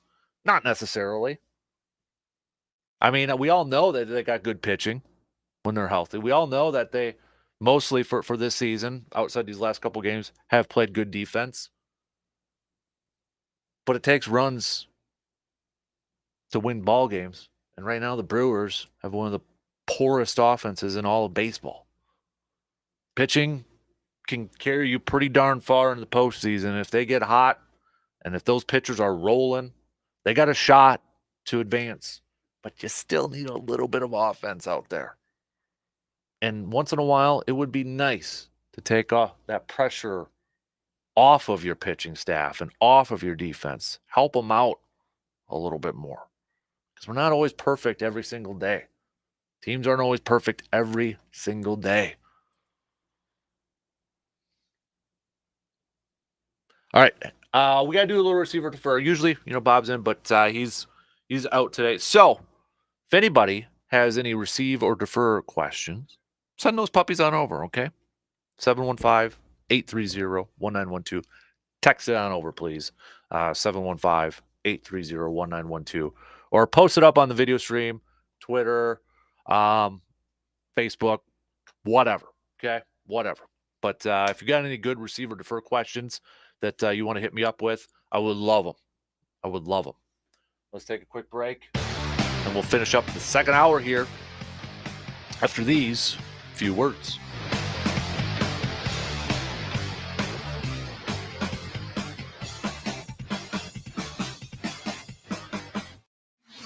Got a take on today's topics but can't call in? Then hit us up on Facebook, Twitter, or the text line and let your fingers do the talking. A lot of folks around here are breathing easier because of Grace Home Respiratory. They appreciate that Grace Home Respiratory is a local company that puts customer service first. They appreciate that Grace Home Respiratory provides an array of medical equipment, services, and supplies to help their recovery and enhance their quality of life. They appreciate that Grace Home Respiratory has the experience and qualifications that exceed their expectations. So when you need home medical equipment and services, turn to Grace Home Respiratory not only for the equipment you need, but for their dedicated staff of respiratory therapists who are on call 24 hours a day. To find out more, call Grace Home Respiratory at 715-832-7377 or online at ghr-ec.com. Grace Home Respiratory always has your health and safety as their top priority. Your expert when it comes to medical equipment and supplies. Choose Grace Home Respiratory. The Shoe Doctor is known for quality footwear. Remember, the Shoe Doctor can keep your feet comfortable during all the different outdoor weather and activities here in the Chippewa Valley. Work boots, casual shoes, sandals, and more from brands you trust like Keen, Merrill, Chaco, and Dansko, and that's just to name a few. Located on Claremont Avenue in Eau Claire, you can also visit them online at shoedoctorfootwear.com. The Shoe Doctor, quality footwear for work, sport, and fun. Don't wait. Save smarter with a 5.20% annual percentage yield 9-month certificate from Royal Credit Union. Royal's 5.20% 9-month certificate has no minimum opening balance and a locked-in rate for a guaranteed return on your investment. Open a 5.20% 9-month certificate at any Royal office or online at rcu.org/certificate520. Early withdrawal penalties could reduce earnings and principal. APY accurate as of 7/27/23. Insured by NCUA. Are you up all night tossing and turning over your business's unsuccessful online marketing strategies? Midwest Family Eau Claire's digital team can be the warm glass of milk and cozy blanket that ensure a restful, worryless night's sleep. Let our team at Midwest Family Eau Claire turn your business's digital presence into profit. Go to MidwestFamilyEauClaire.com today and find out how our integrated marketing solutions take the complexity of digital marketing out of your busy hands. MidwestFamilyEauClaire.com. What's something you can't get for $18.99? Supplies for one last camping trip. What's something you can get for $18.99? A month of unlimited car washes at Clean and Classy. Something you can't do in 5 minutes? Get that weird smell out of the camper. Something you can do in 5 minutes? Get a car that shines so nice. Clean and Classy on West Claremont and off Hastings on Brackett Avenue. Wash your car more than once a month? A monthly pass is going to save you money. Make your car clean and classy. Today's job market is full of demand for skilled trade workers. Electricians, welders, mechanics, these and other trades are the backbone of every community. They're also a huge part in making sure the Army National Guard is always fulfilling its mission of service to our country and communities. Soldiers train to keep the power flowing, engines running, and supplies moving. The skilled trades these soldiers perform are the same ones needed in today's civilian workforce. Army National Guard soldiers are on the fast track to learning skills that can set them up for success at home with companies looking to hire the best. With options from plumber to helicopter mechanic and everything in between, soldiers are able to select the trades that best fit their lives. Their resumes are being built through their paid training and part-time service. Find out how you too can learn a trade profession and serve your community and country by visiting NationalGuard.com. Sponsored by the Wisconsin Army National Guard, aired by the Wisconsin Broadcasters Association and this station. Dr. Logan Shepke from Shepke Chiropractic is joining me right now. And Logan, it sounds like you just want to give a nice thank you, shout out to some of your patients. I do. Out there. Yeah, it's been awesome. The support we've had, going through the different stages of acquiring the Altoona office, and then now with the new child here. So really thankful for all the referrals that I've been receiving from patients or other medical providers.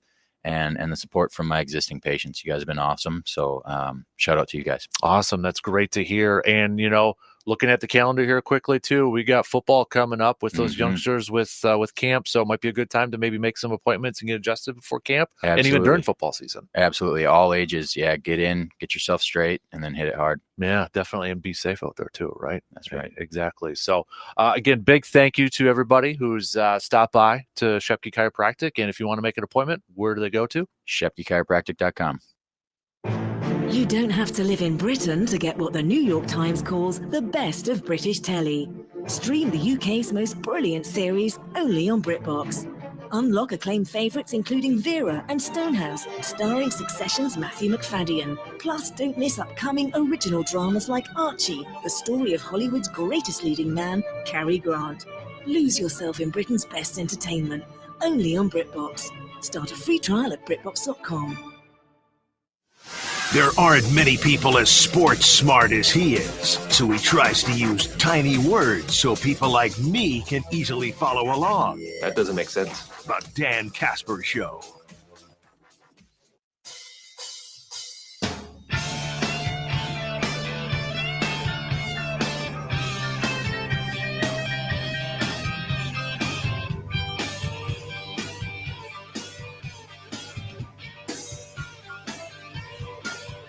Coming up at 8:30 this morning, we will catch up with Jake Boakes, Conservation Warden for the great state of Wisconsin. So hunters, fishermen, four-wheelers, campers, whatever, you got a question for a DNR warden, now is the time to text those on over. Last call, 715-830-1912, so we can pass those along to Jake. All right, so no question is a dumb question. So send those on over.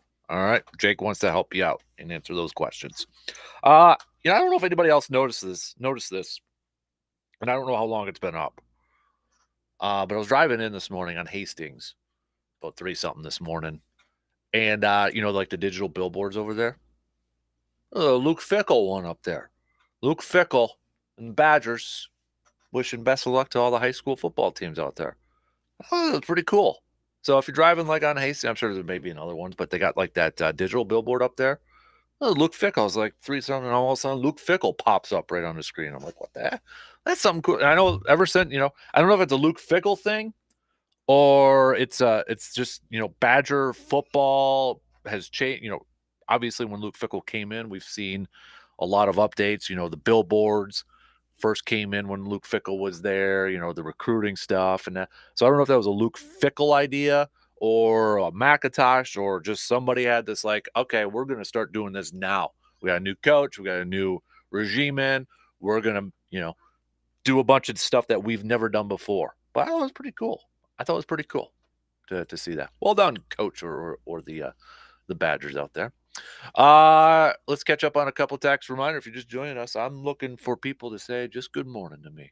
Give me a name, give me who you are, what you're doing, and sometime in the 8 o'clock hour towards the ends, I'm going to select one of you. I'm going to put all your names in one of those online random generators. I'm going to give away a t-shirt, going to give away a Man Cave Podcast golf towel, maybe both, depending on the mood I'm in. But just randomly text them in. Give me a little shout out. It's kind of a roll call here on a Thursday morning, okay? Had some good ones coming in here so far. A lot of first timers, which I love to see. Big Worm, morning captain. All I think about is a little tree stand therapy, and it's almost football season. I agree with you, man. Question for you. If Justin Fields is still on the board in the 3rd round, do I take him in fantasy football? Have a great day. This is my problem with fantasy football that I get caught up in. So I've been seeing these like rankings, these rankings on like fantasy football, and like Justin Fields is like a top 5, at least a top 10 on there, but like Aaron Rodgers isn't on there. And like to me, I'm like, but Aaron's got more playmakers around him, and I get it. They're probably thinking, well, more of a passer. He's not going to gain any points. Running the ball, Fields could gain some points. Running the football. So part of my problem when it comes to fantasy football is that I have to separate okay, who's the better player on the field in actual games, and then who's actually the better player that's going to score you more points in that. I guess to answer your question, Big Worm, for me, it would kind of depend too who's also still on the board. Fields just makes me nervous. It just makes me nervous. I know he's got DJ Moore and Claypool they acquired last year on there, but it's still, that team still makes me nervous a little bit. I'm not I don't know. No. Without knowing the other ones on there, no. I just can't. And that's the other thing too. Then you got to root for him, man. I know you're a Packers fan. Then you got to root for him. Just saying. What up, Brandon's mom? B's mom here. Brewers win tonight. 2 out of 3 from Texas. Living a dream, Jeff. Good morning, Dan. Good morning. You know me, delivering the goods in the North Woods, attempting to avoid turkeys, deer, wolves, bear, and folks in Buicks. Have a good one, brother. Living the dream. All right, let's go do a little receiver defer. We got a couple of them on here. This is from Josh, too. Good morning, Josh. I'm going to install a water heater. Best of luck, man. You have fun with that one. Let's go Surveyor Sam. Receiver defer after Aaron Jones and A.J. Dillon. Emmanuel Wilson should be the third running back, not Patrick Taylor. Right now, I think he's got a slight edge after one game, and I know it was just 6 carries. And, of over those 100 yards, 80 of them came on one play. He's got to improve his blocking, which I know was a focal point this week in practice. There was even some stuff out there that Aaron Jones was helping him with his blocking. He's got to help that. I just wonder if Green Bay does what they did last year to open up the season. They carry 2 running backs on their active roster. That's Aaron Jones and A.J. Dillon. And they take advantage of the practice squad call-ups for game days. So they could put Emmanuel Wilson on the practice squad. He doesn't make the active roster. He stays around. He's on the practice squad, and they activate him on game days that way. I don't think Patrick Taylor, I could be wrong. I could be completely wrong in this, but I don't know. I don't think he has any more practice squad availability. Again, I could be completely wrong. I know they've changed it over the last couple of years, so there's a really good shot of that. But, Patrick Taylor, to me, always reminded me of James Starks, of his running style. A little bit of a taller guy, too. Upright runner. I like Patrick Taylor. I know he's involved in special teams play, too, which factors into it. But I think for me right now, if I had to pick, I'd go. I'll receive it, Emmanuel Wilson. But I want to see a little bit more, too. And I want to see him in some blocking situations and that sort of stuff too, because I think that's going to be important in the backfield there, especially with a new quarterback this year. Let's go. What do we got? Receiver defer from Kevin. The Brewers will win a playoff series this year. You know what? After all what we just got done saying, all said and done here, I'll be a little positive and say yes. I don't know who they would play in that first series. If it's the Braves or Dodgers, no. Which, I say they win a wild card round. How about that? I'll say they, because of their pitching. Their pitching will help them advance in the first round there. After that, I got nothing. I don't see them advancing unless they kick it into gear here and they get on that hot streak that we have seen so many teams. Phillies last year, Nationals a couple years ago, Cardinals in 2011 are the teams that always come to my mind. They get on that hot run in the final month of the regular season and they use that momentum into the postseason. Then maybe they can make a run. But if they continue how they've been going about doing things right now, and they go in the postseason kind of casually, I don't see them advancing that far. So, Good morning, Dan. Love the show. Listen every morning. Can't wait for football and early mornings in the Duck Swamp. I love it. Appreciate that text. Both my boys started sighting in bows this week. Can't wait. Love being in the woods when nothing is disturbed. All right. Good to hear a lot of people getting ready for bow hunting too. I'm right with you. That's the one nice thing about getting up earlier during the week. You know, coming in at like 3-something with these mornings, it's been a little cooler, a little damp and all that. It's like, oh, that does give me the bow hunting vibes, being in the woods. Heck yeah. Just put up another stand last week. Letting things calm down now before going back up there, but yep, got the cell cameras out and everything. The itch is coming here, guys. Keep these texts loving. I love hearing, especially from first-timers or first-time in a long time people, okay? Send them on. Let's chat. Talk to me. We'll be back after these news updates. WAYY Eau Claire, W286CK Eau Claire, Sports Talk 105.1 and 790 AM. Sports Talk 105.1 with the very latest local news. Good morning. Here's what we're learning today. We'll start locally as something doesn't add up and the shakedown continues. County Board has scheduled another special session for next month following the report into millions of dollars of misspending at the county's Department of Human Services. County Board members already removed the County Board Chairman, you may remember, and now looking possibly to do the same to the County Administrator, Catherine Schauf. Some county supervisors are upset that no one in the Human Services Department was punished for misspending nearly $3 million. Looking into other headlines, we go to Trumpealo County, where the sheriff there is looking for whoever released thousands of mink from a farm last weekend. So far, the Animal Liberation Front took credit for letting 3,000 mink escape from a farm in the town of Lincoln, as the sheriff's office is looking for anyone who may have seen anything that can lead to a specific suspect or an arrest. Animal Liberation Front said it freed the mink in order to put the farm out of business. You can find more details online, 715newsroom.com. Well, the green and gold will cost you some more green. A new study says the Packers will be one of the most expensive teams in the NFL to watch over the next couple of years. The folks at Betway say Packers will be the 9th most expensive team in 2025, and that's based on things like ticket prices, jersey prices, the price for, beer if you're going to Lambeau and that kind of thing. The most expensive team in Betway's new survey was actually the Las Vegas Raiders. Speaking of money, if you happen to be putting some away for the higher education plans, 4 UW schools are on the Princeton Review's list of best universities in the country. UW-Madison, UW-Milwaukee, and then pretty close to home here, UW-Eau Claire and UW-River Falls making the list as well. You can find that full ranking online, 715newsroom.com. And time to drop the needle and spin some records. If the name Jerry Moss means anything to you, you may recognize A&M Records, co-founder of that company, and he has passed away. More from Mark Mayfield.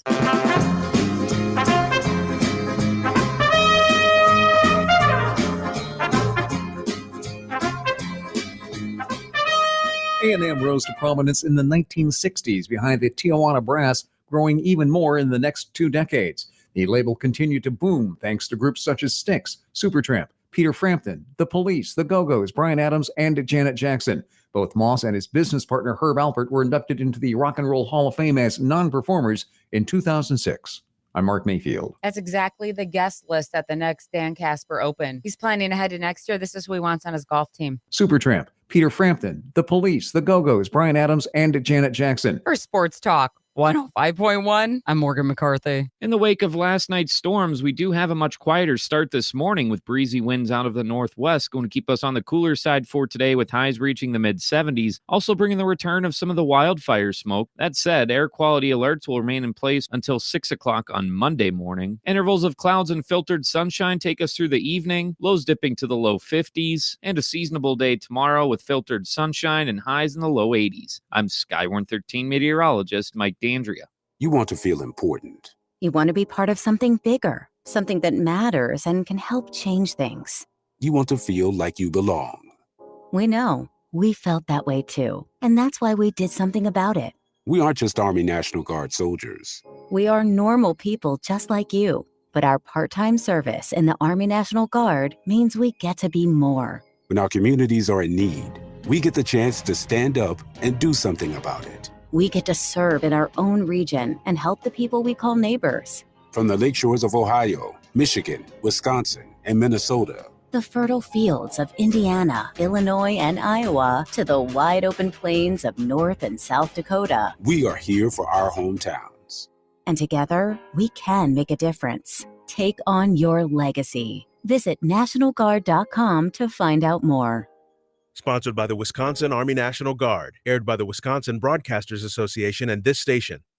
The reviews are in. It's the best thing I have ever tasted in my life. This is the best thing that's happened in my life. Even better than my wedding. That's what everyone has to say about Man Cave Light, the official beer of the Dan Kasper Show and the Man Cave Podcast. Try it for yourself and you will know exactly why people say it's like sipping a little bit of heaven. Man Cave Light is available on tap at the bar in Hy-Vee. You can also grab a crawler or 6 and take some Man Cave Light home with you. So go try your new favorite beer, Man Cave Light, today. And you will know exactly why one reviewer said, I cry tears of joy every time I have one. For victims of drunk and drug driving, your grief is unique, but you are not alone. You always have a place at MAD. Call the 24-hour victim helpline at 877-MAD-HELP or visit mad.org.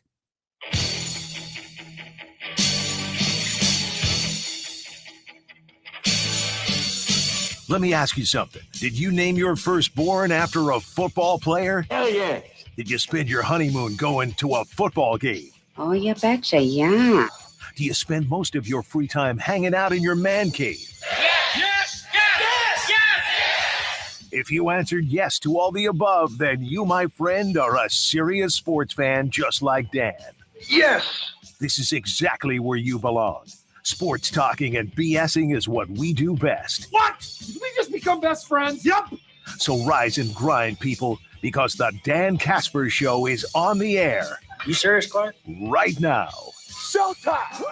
Woo!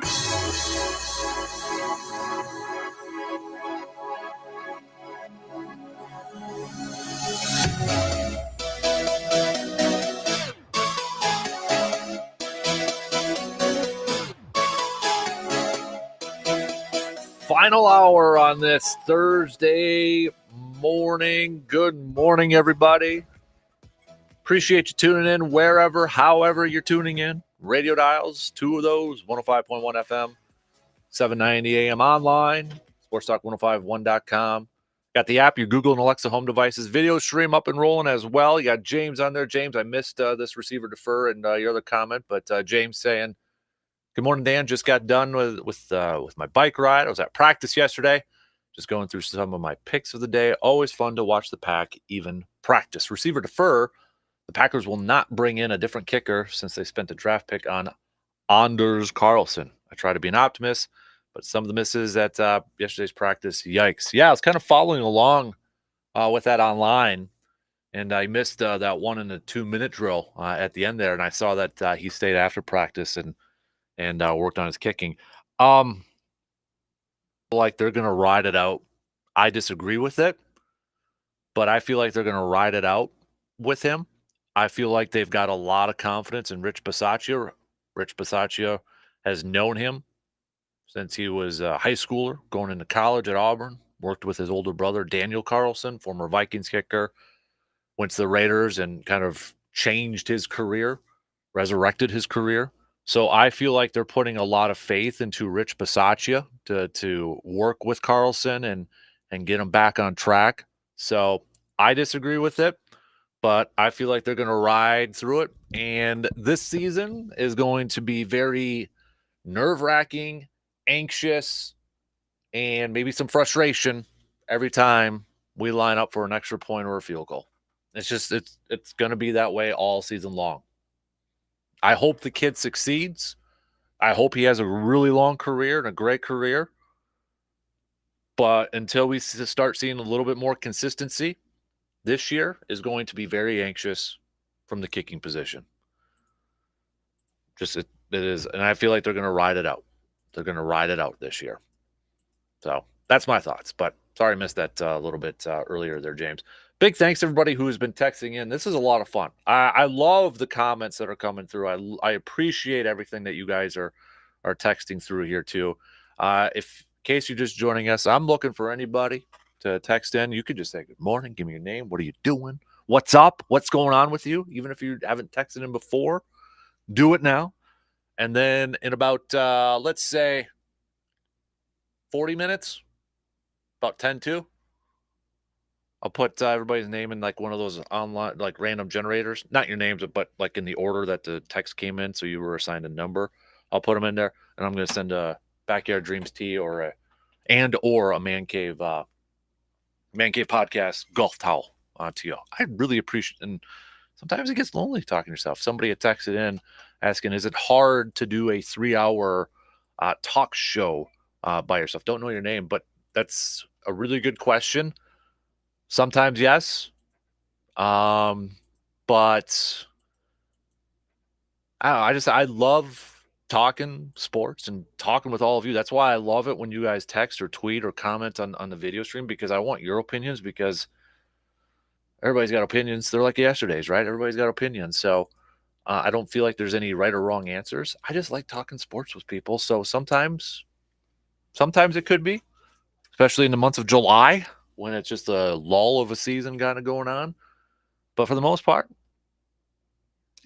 I would say the biggest part is sometimes it's lonely. Like everybody, it seems like every other show has like a producer or something. And that's where sometimes we'll take phone calls, but maybe not a lot, because we get some random and even a lot of wrong numbers. So if we get like a phone call and I got to put it on the air right away, we can't screen it. So that's why, unless we got another person helping, sometimes like Luke or whatever, we'll like screen the calls and that, just to kind of give you a little bit of a behind the scenes thing here. Because I swear more times than not, it's been wrong numbers or just some like telemarketer stuff. It just sounds bad putting it on the air. You know, it just sounds bad. So, but no, sometimes it can be a little hard, but more times not. I don't script anything. I don't like scripting anything. I just like talking with you all and making it all natural. Sounds kind of creepy when I say it that way, but nonetheless, big thanks to everybody who's been texting in so far this morning. Got a text for Jake here that I will save. Wade, if you're still listening, Wade, I will reply when Jake answers your question. I'm going to save the question for Jake, but I'll say thank you for the comment about thanks for making the morning drive better. Chris, good morning, Dan. Brewers are leading the NL Central. Packers are looking promising. Just got my trail cameras out in the woods, and my wife and I are expecting our first child in October. Great time of year. Life is good. Love the show. Well, congratulations, Chris, from Chippewa Falls. Chris and your wife on your first child together. That's awesome. Awesome. Congratulations. A lot of people having some kiddos. A surveyor, Sam, and his significant other welcoming their second child, boy, first boy in the family. So good stuff happening. So big thanks to everybody so far for just texting in. A little roll call this morning. I like it. I like that a lot. Big thank. Keep them coming, though. I know there's still some more of you out there. We got a lot of first-timers or maybe some first ones in a long time. But keep these texts coming, okay? Just give me a name and just you can even say good morning if you want. And then you're going to be entered to win. I want to give away some stuff. I'm in a good mood. 715-830-1912. All right, 715-830-1912 on that Shoe Doctor's bullpen line. So we talked quite a bit in the first hour before we get to Jake here in about 15 minutes to answer your outdoor questions. We talked quite a bit of Packers in that first hour. Yesterday, joint practice with the Patriots. Practice number 2 coming at us today. We had somebody text in, they're on their way. I think it was that Bob that texted in that he's on his way to practice to watch it. James was at practice yesterday. But day 2 of joint practices with the Patriots later on today. From all accounts, from the writers that were there, the media members that were there, both Packers and Patriots side of things, sounds like advantage Packers yesterday at practice. They don't obviously keep score or anything like that, but just kind of putting on the scouting cap and such.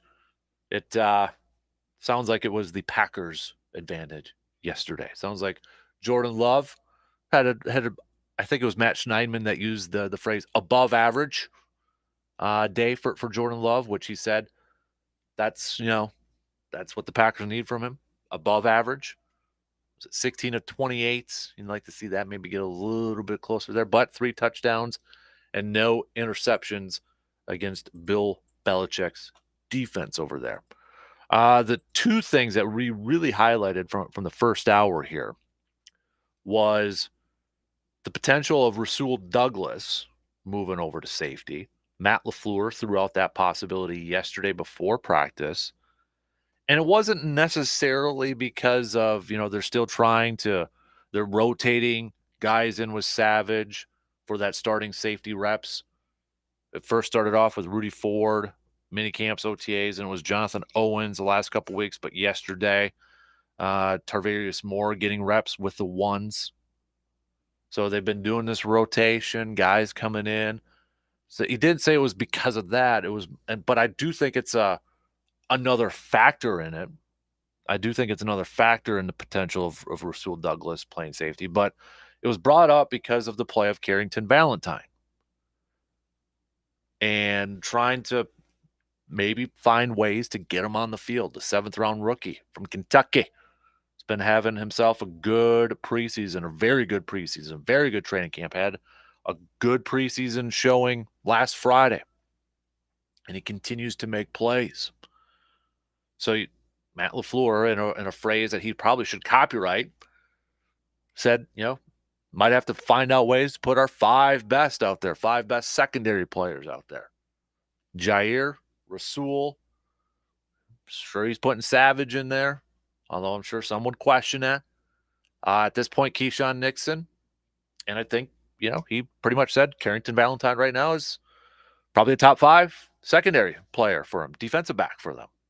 Now, when Eric Stokes comes back, whenever he does come back, you'll have to factor him into that rotation on there as well. But I just kind of wonder with the emergence of Carrington Valentine at this point in time, does the Packers kind of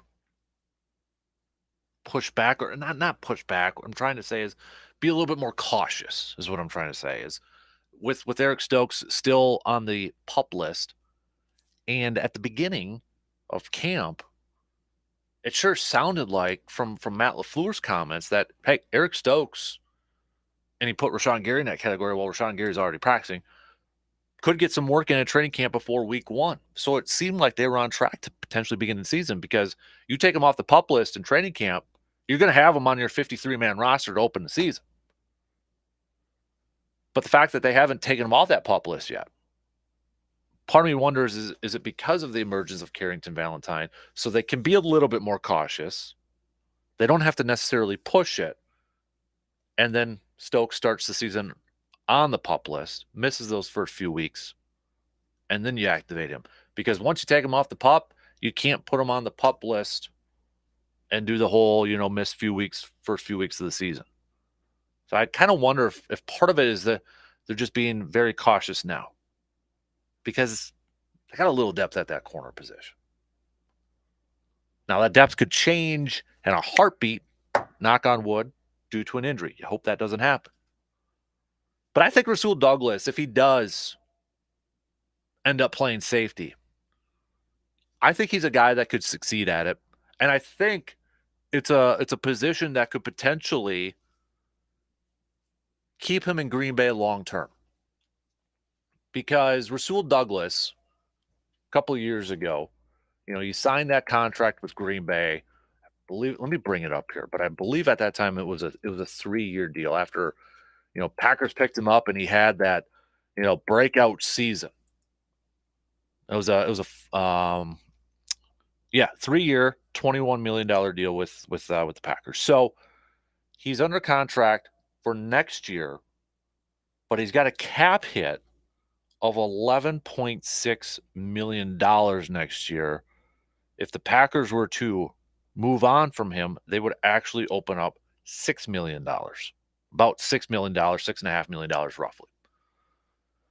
So what I'm getting at here is if Rasul Douglas gets the opportunity to play safety, and he plays it well, which I feel like he could. I feel like he would perform well at the safety spot. I think that opens the door for him to stay in Green Bay for a few more years, because just factoring in Jair's going to be there, assuming Eric Stokes is still going to be there, then if Carrington Valentine balls out this year as a rookie, you've got 3 corners right there. Are you going to want more money invested in another corner there? You could make the case so you can be 4 deep, but you got Keyshawn Nixon maybe factoring in there too if he performs well. I know he was mostly kept around for special teams, but I thought he had a good showing Friday night in a preseason game. I just feel like with no long-term player right now at that safety spot for Green Bay, this is an opportunity for Douglas to stick around Green Bay for the next few years. If he goes out, plays safety this year, and he balls out, I think you got to keep him around. Maybe you can adjust that contract, give him an extension for a couple of years. It lowers that cap hit a little bit, alleviates that. And he's got void years on this thing too. There's some void years on it. Like, seems like every player's going to have that now, veteran players and such. But I think this is an opportunity for Rasul Douglas to not be a, quote, cap casualty, a cap cut casualty. He's got the ball skills to play safety. He's got the IQ. We heard when he was, when he first came to Green Bay, guy spends so much time in the film room studying and such. I think he can do it. The only thing I question right now is the timing of everything in terms of like communication. Communicating in the back end of the secondary. Rasul, though, from what we've seen in the last couple of years, he's a talker. He's not afraid. He's not a quiet guy.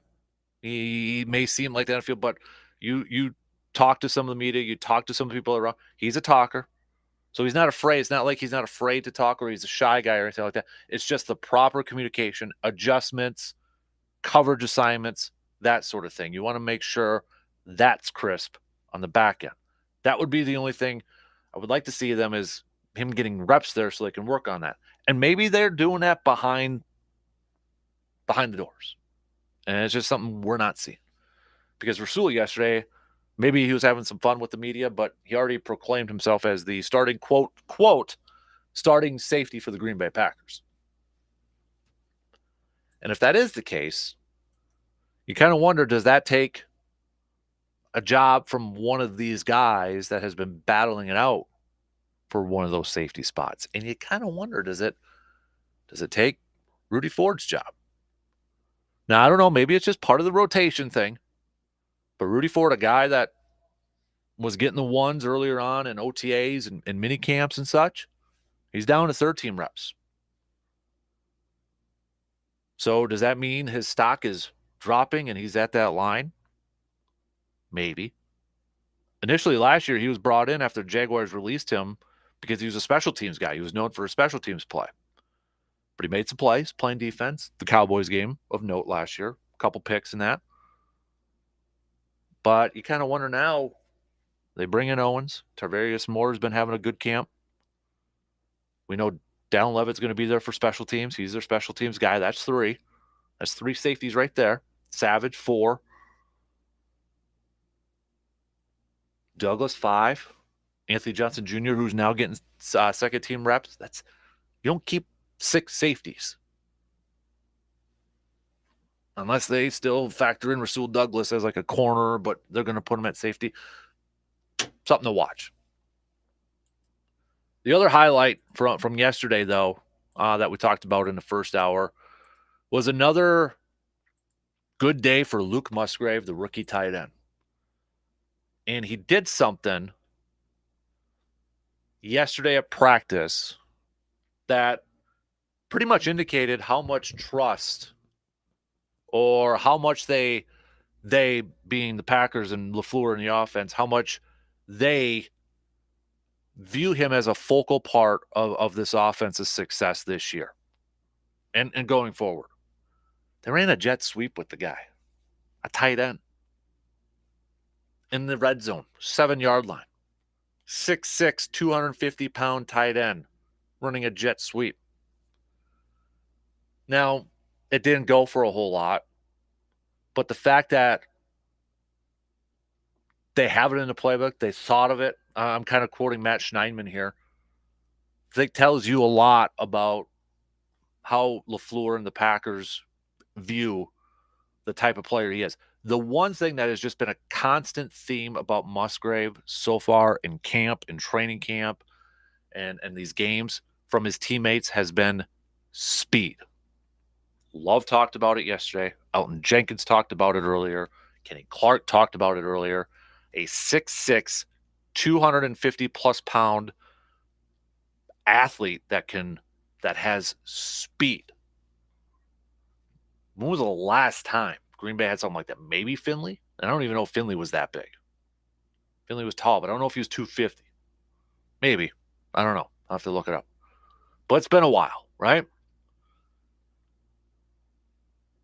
And I'm excited to see what Musgrave can do within this offense in multiple different ways. Running the seam, being a safety valve for Jordan Love, potentially being a deep threat. Now, I don't know how many times we're going to see him run a jet sweep in the game, in an actual game. I guess never say never. To me, I'd be kind of shocked if it were me. But I think they got to figure out ways, and that's what they're doing, to utilize his freakish talent. The one red flag on him when it was coming throughout the draft process was just availability. He had injuries. Can he stay healthy? Can he stay on the field? If he can stay on the field, I think this is a guy, I know there's a number floating out there for some of the beat writers for the Packers. They're kind of having some fun. Will he have 60 catches this year? Some say yes, some say no. Some are saying not first year, but maybe, after next year and that. 60 catches. Say if he plays every single game, 60 catches. 17 regular season games. That's about 3.5 catches a game. Can he get 60? If we put that, do you think he'll get over or under 60 if we put that? I'm throwing it back out to all of you listening right now. Kind of a receiver defer. Do you think Luke Musgrave will get 60 catches this year? At least 60 catches this year. That's 3.5 per game if he plays every single game. I don't know. And maybe it's just because it's getting closer to the season and the excitement's getting there. Season's going to be coming up. That I'm just, these young pass catchers growing together, including Watson and Dobbs. Malik Heath had another good day yesterday. Jaden Reed, Musgrave. I'm excited. I am so excited, you guys, to see these youngsters grow together and play ball together and be on the field together. It may not click this year. There's going to be some growing pains. I'm willing to bet there's going to be some ups and downs, and there's going to be some frustration points. There's going to be some rookie mistakes. But to see the continued growth and to see the potential of this group is what has me excited. It's what has me really excited. Right now, I don't grade drafts. We can't do that until a couple of years ago. But right now, looking at this, when you look at Reed, you look at Musgrave, I really like those picks. The downfall, though, is maybe you're like, okay, yeah, but what about the kicker? And you're right, because I got questions on that. The one rookie we really haven't heard a whole lot about actually has been Lucas Van Ness. Been kind of having a quiet camp. And I was looking at rookie and defensive rookie of the year, or offensive rookie and defensive rookie of the year odds this morning. And Van Ness has like a top 5, top 10 best odds to win defensive rookie of the years. I think he was plus 1,000. He was in the top 10 at least. And I'm like, I ain't betting on that. But you know what? And he wasn't listed on in a top 10, at least the one I was looking at. I'd put something on Lucas Musgrave for offensive rookie of the year. I'd have to look it up, but has a tight end. Did Kyle Pitts win rookie of the year, offensive rookie of the year? I don't know if he did. I don't think he did. I could be wrong. But when was the last time a tight end won offensive rookie of the year? Remember last year you had Watson was getting some, and then even Romeo Dobbs was getting some, but nothing right now on Musgrave. I'd be more confident in Musgrave winning Offensive Rookie of the Year at this point than Lucas Van Ness winning Defensive Rookie of the Year. We'll get to previewing the game tomorrow, but I'll just kind of give you a little bit of a hint. I do want to see more from Lucas Van Ness in this preseason game Saturday night. All right, let's take a quick break. We'll bring in Jake, and we'll get back to some more of your texts coming up in just a few minutes.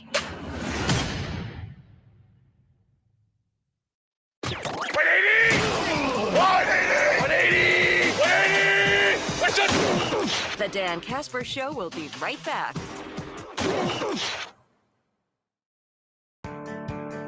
My part-time service in the Army National Guard makes it possible for me to be more for the community I call home. My training helps me at work when I lead by example. The Army National Guard has taught me the value of showing respect to those I come in contact with each day. My service also allows me to be there for my community in ways others can't. I help my hometown recover after nature strikes. My service in the Army National Guard allows me to keep my country and those I care about safe from threats. I also work with a network of professionals that help me succeed and accomplish the mission. Plus, the Army National Guard education benefits make getting a higher education a reality. Being an Army National Guard soldier makes living and serving in my community more rewarding every day. Learn how you too can live and serve part-time, close to home by visiting NationalGuard.com. Sponsored by the Wisconsin Army National Guard. Aired by the Wisconsin Broadcasters Association and this station. Get ready to rev up your driving experience at Toyson Ford, your ultimate destination for top-notch vehicles and exceptional service. Whether you're in the market for a sleek new car, a rugged truck, or a versatile SUV, Toyson Ford has the ride that suits your style and needs. Toyson Ford's commitment to quality and customer satisfaction is unmatched. Experience the thrill of driving a Ford, backed by their dedicated team's expertise. Don't miss out on the best in automotive excellence. Visit Toyson Ford today or explore their inventory at toysonford.com. Get ready to save with half-off deals. A great way for you to get goods and services that you will love and you don't have to pay full price. Be sure to check out all the great savings that half-off deals have to offer. There's something for everyone, so be sure to see for yourself. Be ready with your credit or debit card and get ready to save. For more details and to find out about all the savings, just go to aroundthe715.com. A lot of folks around here are breathing easier because of Grace Home Respiratory. They appreciate that Grace Home Respiratory is a local company that puts customer service first. They appreciate that Grace Home Respiratory provides an array of medical equipment, services, and supplies to help their recovery and enhance their quality of life. They appreciate that Grace Home Respiratory has the experience and qualifications that exceed their expectations. So when you need home medical equipment and services, turn to Grace Home Respiratory not only for the equipment you need, but for their dedicated staff of respiratory therapists who are on call 24 hours a day. To find out more, call Grace Home Respiratory at 715-832-7377 or online at ghr-ec.com. Grace Home Respiratory always has your health and safety as their top priority. Your expert when it comes to medical equipment and supplies. Choose Grace Home Respiratory. Make a difference in people's lives and get some exercise too. Register now for the Buckshot Run to support Special Olympics Wisconsin in the Chippewa Valley. The Buckshot Run is September 2nd in beautiful Carson Park. 2 and 5 mile course. Both courses are walk or run. And for your sustenance, stick around for the Batter's Box food truck. Support Special Olympics Wisconsin. Get healthy and have fun on September 2nd at Carson Park. Register today at buckshotrun.com. The Shoe Doctor is known for quality footwear. Remember, the Shoe Doctor can keep your feet comfortable during all the different outdoor weather and activities here in the Chippewa Valley. Work boots, casual shoes, sandals, and more from brands you trust like Keen, Merrill, Chaco, and Dansko, and that's just to name a few. Located on Claremont Avenue in Eau Claire, you can also visit them online at shoedoctorfootwear.com. The Shoe Doctor, quality footwear for work, sport, and fun. Wake up and smell the magic that is Cabin Coffee in Altoona. From the moment you step in, you're embraced by the aroma of freshly brewed coffee and the warmth of community. Their skilled baristas handcraft each cup with love, ensuring every sip is an experience worth savoring. Even if you're not a coffee person, they still have something for you. Embrace the comfort of a cabin getaway right in your favorite coffee shop. Visit Cabin Coffee today at 2922 Meadowlark Lane in Altoona. Elevate your coffee experience at Cabin Coffee. Thanks for listening. And thanks for checking out our live stream on YouTube and Facebook. And thanks for not mentioning that spot on Dan's shirt. Barbecue stain on my white t-shirt. I guess that's why he never wears white. You can't handle the truth. The Dan Kasper Show.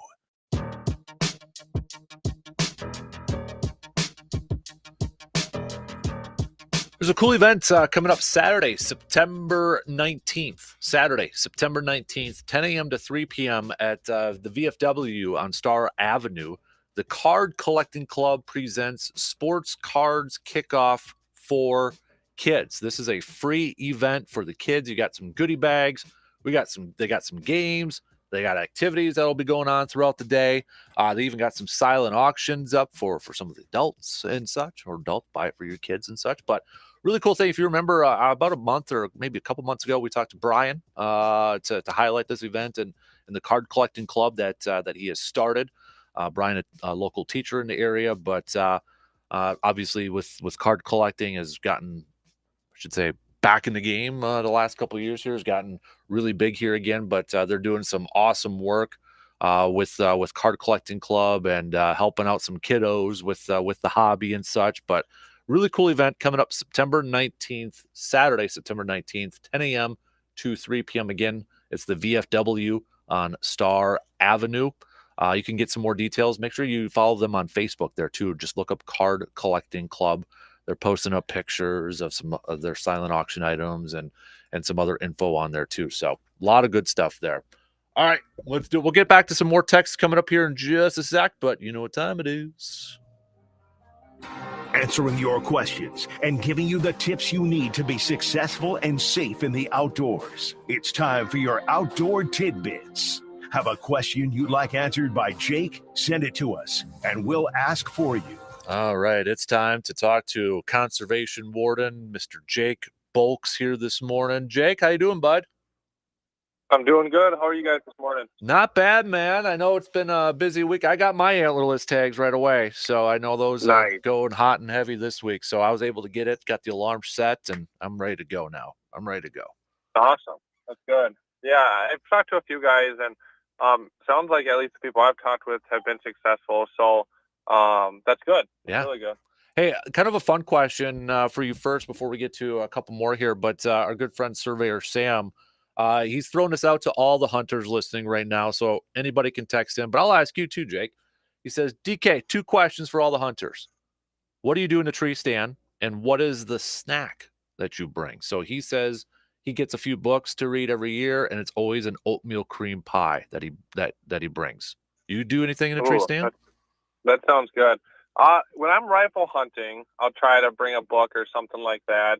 Sometimes I'll even work out of my stand, which isn't the point. But typically when I'm sitting in my archery stand, I feel like if I'm looking at something, I'm not engaged or seeing or hearing everything I could be. So when I'm in my stand, it's just me and my bow, and I'm scanning the woods. I'm not reading anything. I'm not looking at anything. And then I don't bring snacks either. I usually just sit out there and kind of tough it out, per se. Yeah, rifles. I don't know. I don't know those. I'm not the best hunter in the world, so I don't know what scents are good, what scents are bad in the sense of like if you eat this or eat that. So I go pretty straight, and I just get out there and I try to blend in with the woods and hope the best happens. Yeah, I'm kind of the same as you. Rifle season, I've got snacks and I'll bring a book, and I feel like because I'm in a bigger stand, whereas bow season enclosed a little bit. Yeah, bow season I'm in a ladder stand, so it's kind of hard for me to. I know they got those shelves that you can screw in trees and all that stuff now too, but I feel like I'm a little bit more exposed in my bow stand than I am for the rifle stand.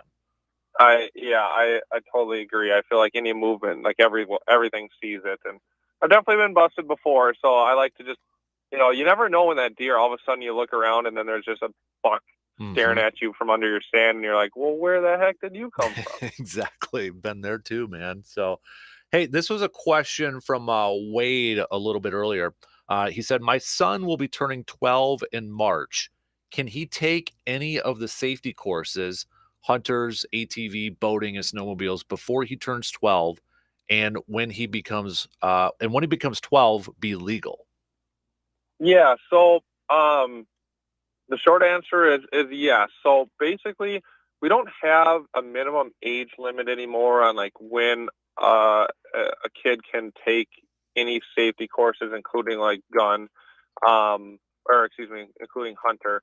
But the thing is that the courses are designed for 10 years old or up, like basically the age where you can comprehend everything that's going on, taking the seriousness of what you're doing with a rifle, stuff like that, or driving an ATV, stuff like that. So you can, at like age 10, 11, 12, get into all those courses, participate, get your safety certification, and participate. The thing, the 12-year-old number that's kind of coming up is that the way that the laws are written, it says that if you're 12 and born after a certain date, you have to have a snowmobile safety or ATV safety. You have to have a safety certificate. So just because you're 12 you don't have to wait to 12 to hunt or wait to 12 to ride ATVs or snowmobiles.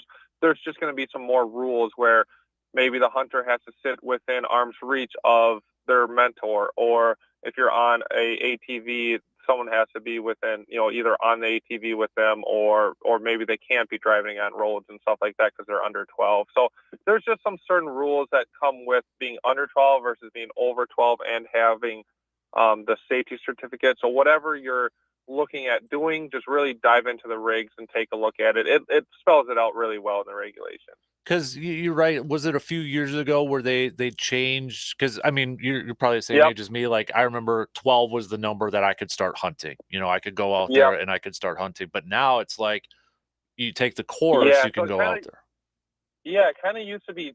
Lately, it's been 10 because you could hunt within arm's reach of a mentor at 10 years old in a stand. But then once they kind of changed the system and they opened it up a little bit, hypothetically, an 8-year-old can go out there and shoot a deer with a rifle.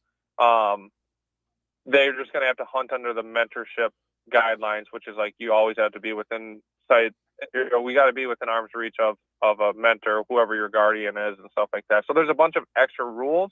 But now that if you think your kid is 8 years old, 7 years old, 9 years old, and they comprehend what they're doing and they're safe, and you feel they're ready to go and harvest a deer or whatever, shoot a pheasant, there's potentially the opportunity for that. Has that been a thing that you've run into a lot, with, going out there and hunters maybe having like a youngster with them? Like, because I got to imagine some people probably, I hate to say this, but would some people kind of use that as an advantage for them, maybe like as an extra tag or something? Do you know what I'm kind of referring to a little bit? Yeah. Yep. So we definitely see that with people using the kids for tags. Like, they bring a kid out, the kid doesn't even look at what's going on, and they register deer under that. And you're going to lose your deer, and you're going to get cited, and you're going to get gear taken for stuff like that. I do see a lot of young kids out there, though, that the parents are good sportsmen, good sportswomen, and they're whether they're in the act of hunting as a kid or not, they're doing a really good job of engaging them in it and stuff like that. And then there are some younger kids that are just more mentally developed, and they're ready to harvest some deer and stuff like that. So I kind of see it all across the board. But and I do once in a while, unfortunately, run into parents that just like let their kids go out at any age, hunter safety or not, gun or not, whatever, and just kind of aren't there. And we definitely hold those parents accountable. But for the most part, I see a lot of really good sportsmen trying to pass on the culture of hunting and the sport of it to their kids and grandkids and different stuff like that. Yeah, definitely. Hey, Jake, before I let you go, we actually had a lot of people texting in this morning saying it's starting to feel like fall. They're putting out their trail cameras, putting up their stands and such. Is it a good, I kind of want to ask just like a good, maybe refresher, like for public lands, kind of going over the rules, maybe for like putting cameras out there and ladder stands and such. I know we just talked about it a few weeks ago and that, but maybe a good refresher since everybody's kind of getting in the mood now for putting all that stuff out there. Yep. So if you're going, so I'm going to talk generally about this area of the state. So if you go up really far north, there's some rules where you can leave some some stands on state lands and such. But generally around here, on any state land in all the counties surrounding us here, you can't leave stands on any state land overnight. You can leave cameras as long as they're identified with a customer ID number or your name and address. Cameras are good. Stands got to come out. You can pack them in, pack them out type thing. County lands are county specific. So like Eau Claire County has the same rules as the DNR. Pack in, pack out. You can leave cameras out there if you label them, but you're not supposed to leave stands in on Eau Claire County forest land. Clark County, I'm 90% sure about this. I'm pretty sure 7 days before the season, you can put a stand out there, leave it, and then pull it 7 days after the season. And they allow cameras. However, I'm not 100% sure. So if you're going to put stands up in Clark County, Chippewa County, Dunn County, Trempealeau County, on public land, stuff like that, go to like the county's park and forest department or land conservation department. They're going to have their rules. They're going to have contacts, and make sure you contact them, because if you leave stuff out there, I can't enforce it because it's county land, but the sheriff's office is going to write you tickets or take your gear or something like that. Good stuff. For like littering or abandoned property. Gotcha. Good info right there. Jake, appreciate it as always, buddy. I know we got September 1st is coming up here, so kind of an important date. Yeah, kind of with some dates for hunting and that. So pretty sure we'll be highlighting that next week with you, bud, okay? Yeah. No, that sounds great. All right. You have a good day, buddy, and big thanks again, and we'll talk soon. Thanks. Yep, have a good one. See ya. There you go. Jake Boakes, Conservation Warden for the great state of Wisconsin, answering your questions. Reminder, you can always text over your questions if something pops up in your mind. Text on over. We'll save it and get it over to Jake as soon as possible. So let's take a quick break and catch up on some more texts. Last call. Doing a little roll call here for some swag. Text us your name, what you doing, what's up with ya. Enter to win T-shirt, golf towels, all that good stuff. We'll be back in just a couple minutes. You're listening to the Dan Kasper Show.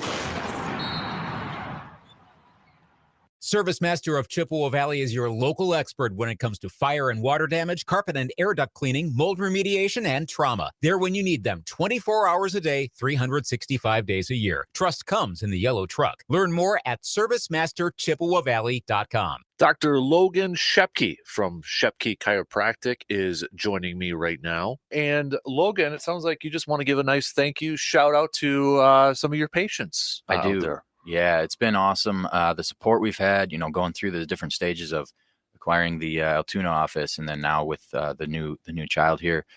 So really thankful for all the referrals that I've been receiving from patients or other medical providers, and the support from my existing patients. You guys have been awesome. So shout out to you guys. Awesome. That's great to hear. And, looking at the calendar here quickly too, we got football coming up with those youngsters with camp. So it might be a good time to maybe make some appointments and get adjusted before camp. Absolutely. And even during football season. Absolutely. All ages. Yeah. Get in, get yourself straight, and then hit it hard. Yeah, definitely. And be safe out there too. Right. That's right. Exactly. So again, big thank you to everybody who's stopped by to Shepke Chiropractic. And if you want to make an appointment, where do they go to? ShepkeChiropractic.com.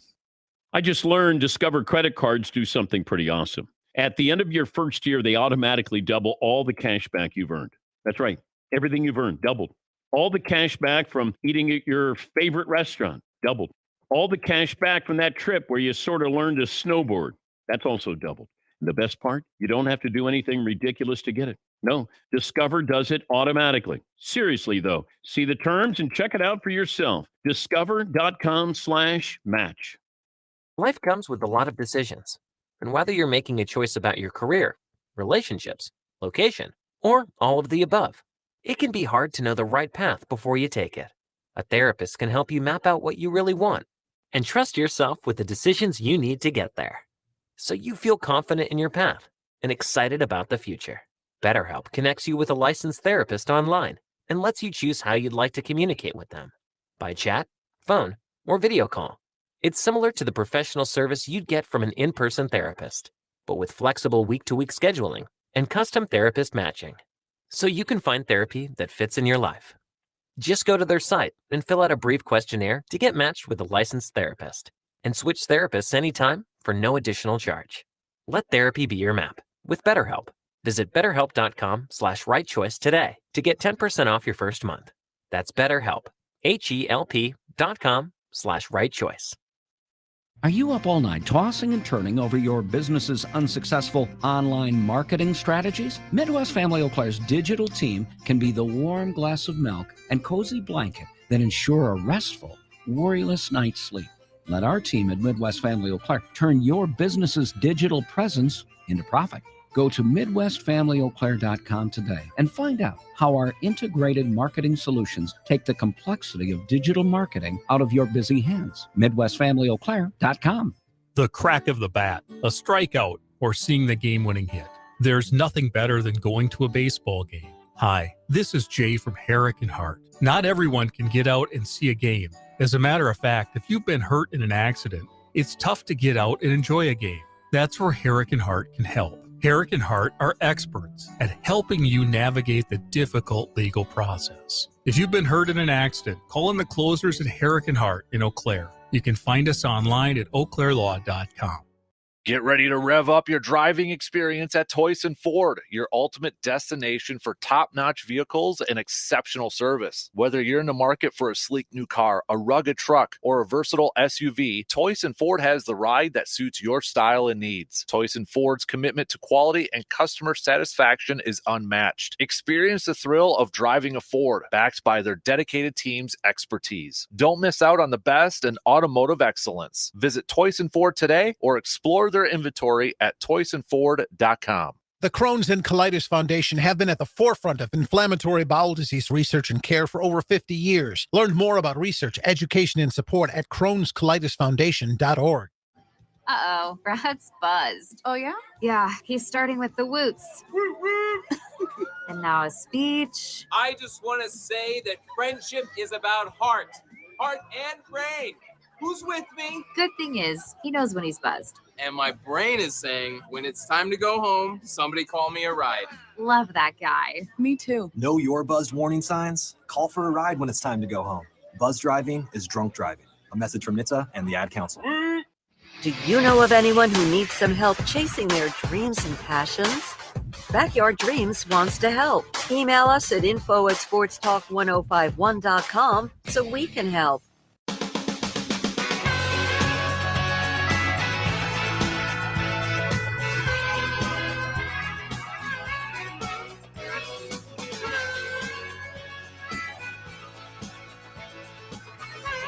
Been busy putting back together the man cave after the fantastic job that our good friends from Carpet City Flooring Center redid the flooring for us in the man cave because it was in bad shape.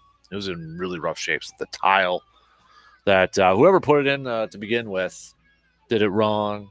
Carpet was outdated. So wife and I made the decision that, thankfully she agreed with me, that we needed to change it up down there a little bit, make it a little bit more safer too, because even the stairs going down to it, that bottom step wasn't safe. It wasn't safe, and we needed to do something different there. And the entire team at Carpet City Flooring Center figured out a solution to make it safer, built up a platform over there, replaced all the tile in there, new carpet and such.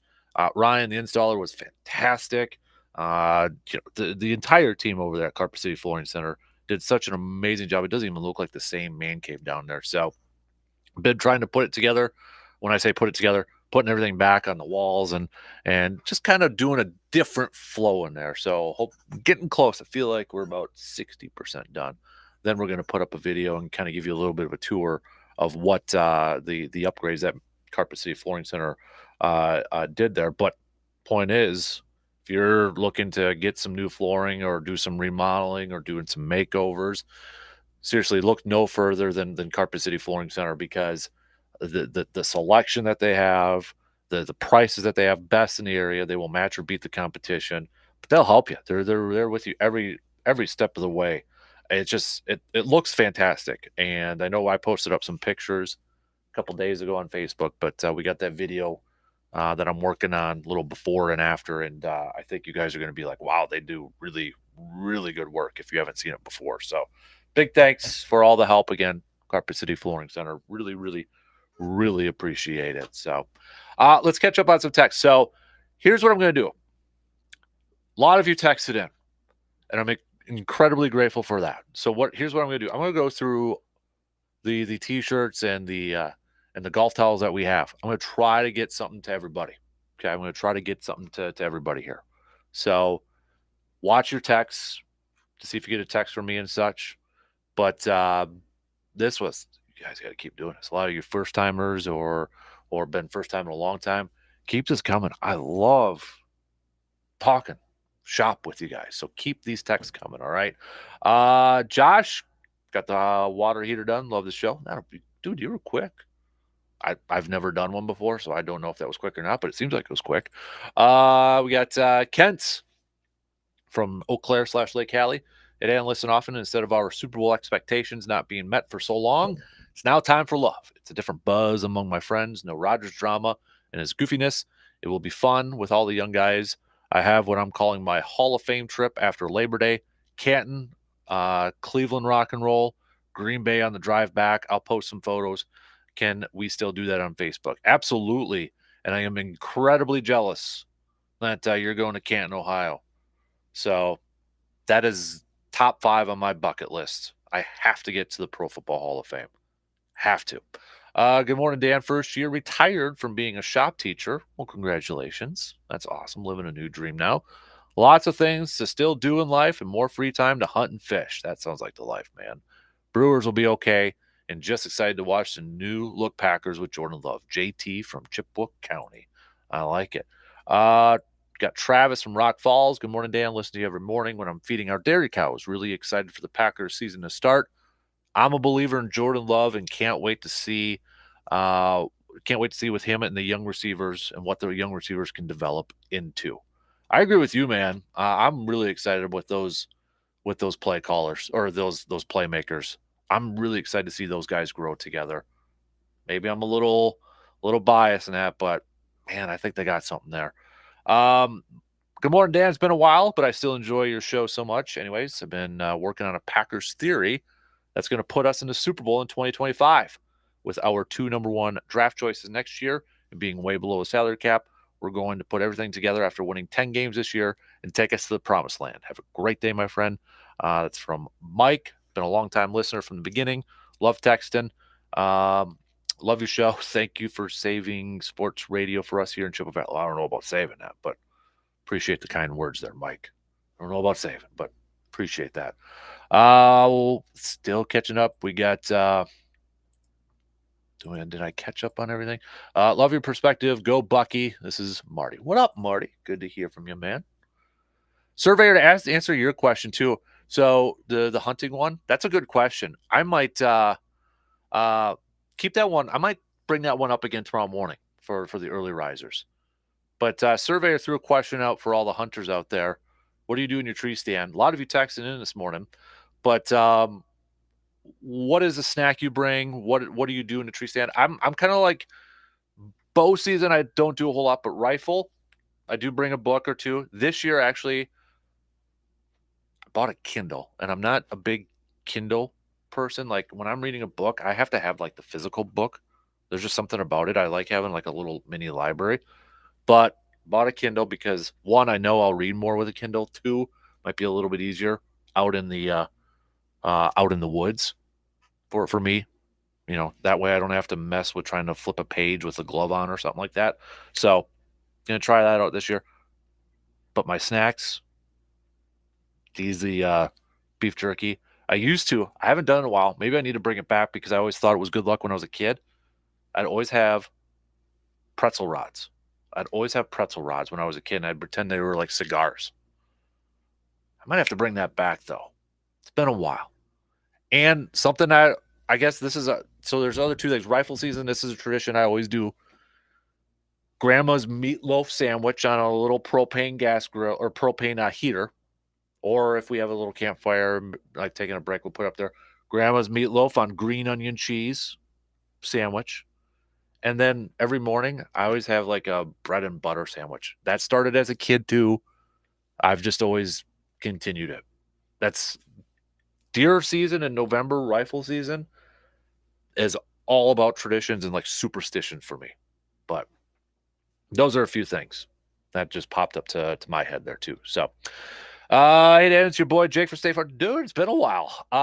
Back on the everyday grind. Been off for a while due to the birth of my son. Well, congratulations, man. Got another person having a kiddo. How about that? Good to be back with this new dad strength. I've been getting some more distance on my driver while hitting the links. Awesome. Well, congratulations, Jake, on the birth of your son. That is fantastic. I love that our listeners expanding their families. I love it. So that's awesome. Good stuff. This was a lot of fun this morning. See, I love it when you guys text in. Let's keep this vibe up. Let's keep this going. This was a lot of fun. Appreciate all of you texting. Again, I'm going to go through what we got, how much stuff we got. I'm going to try to give everybody something out there. Okay? I'm going to try to get everybody something out there. So big thank you to everybody checking in, doing a little roll call. We might have to do that again soon. First timers or first timers a long time or the regulars. That was awesome. Have a good rest of your day, people. You just made the rest of my day. Dan Patrick shows up next. I think he's still out. We'll be back, though, tomorrow morning, 6 a.m., getting ready for preseason game number 2. Put your scouting cap on. We'll talk about it tomorrow. You're listening to the Dan Patrick Show on WAYY Eau Claire, W286CK Eau Claire.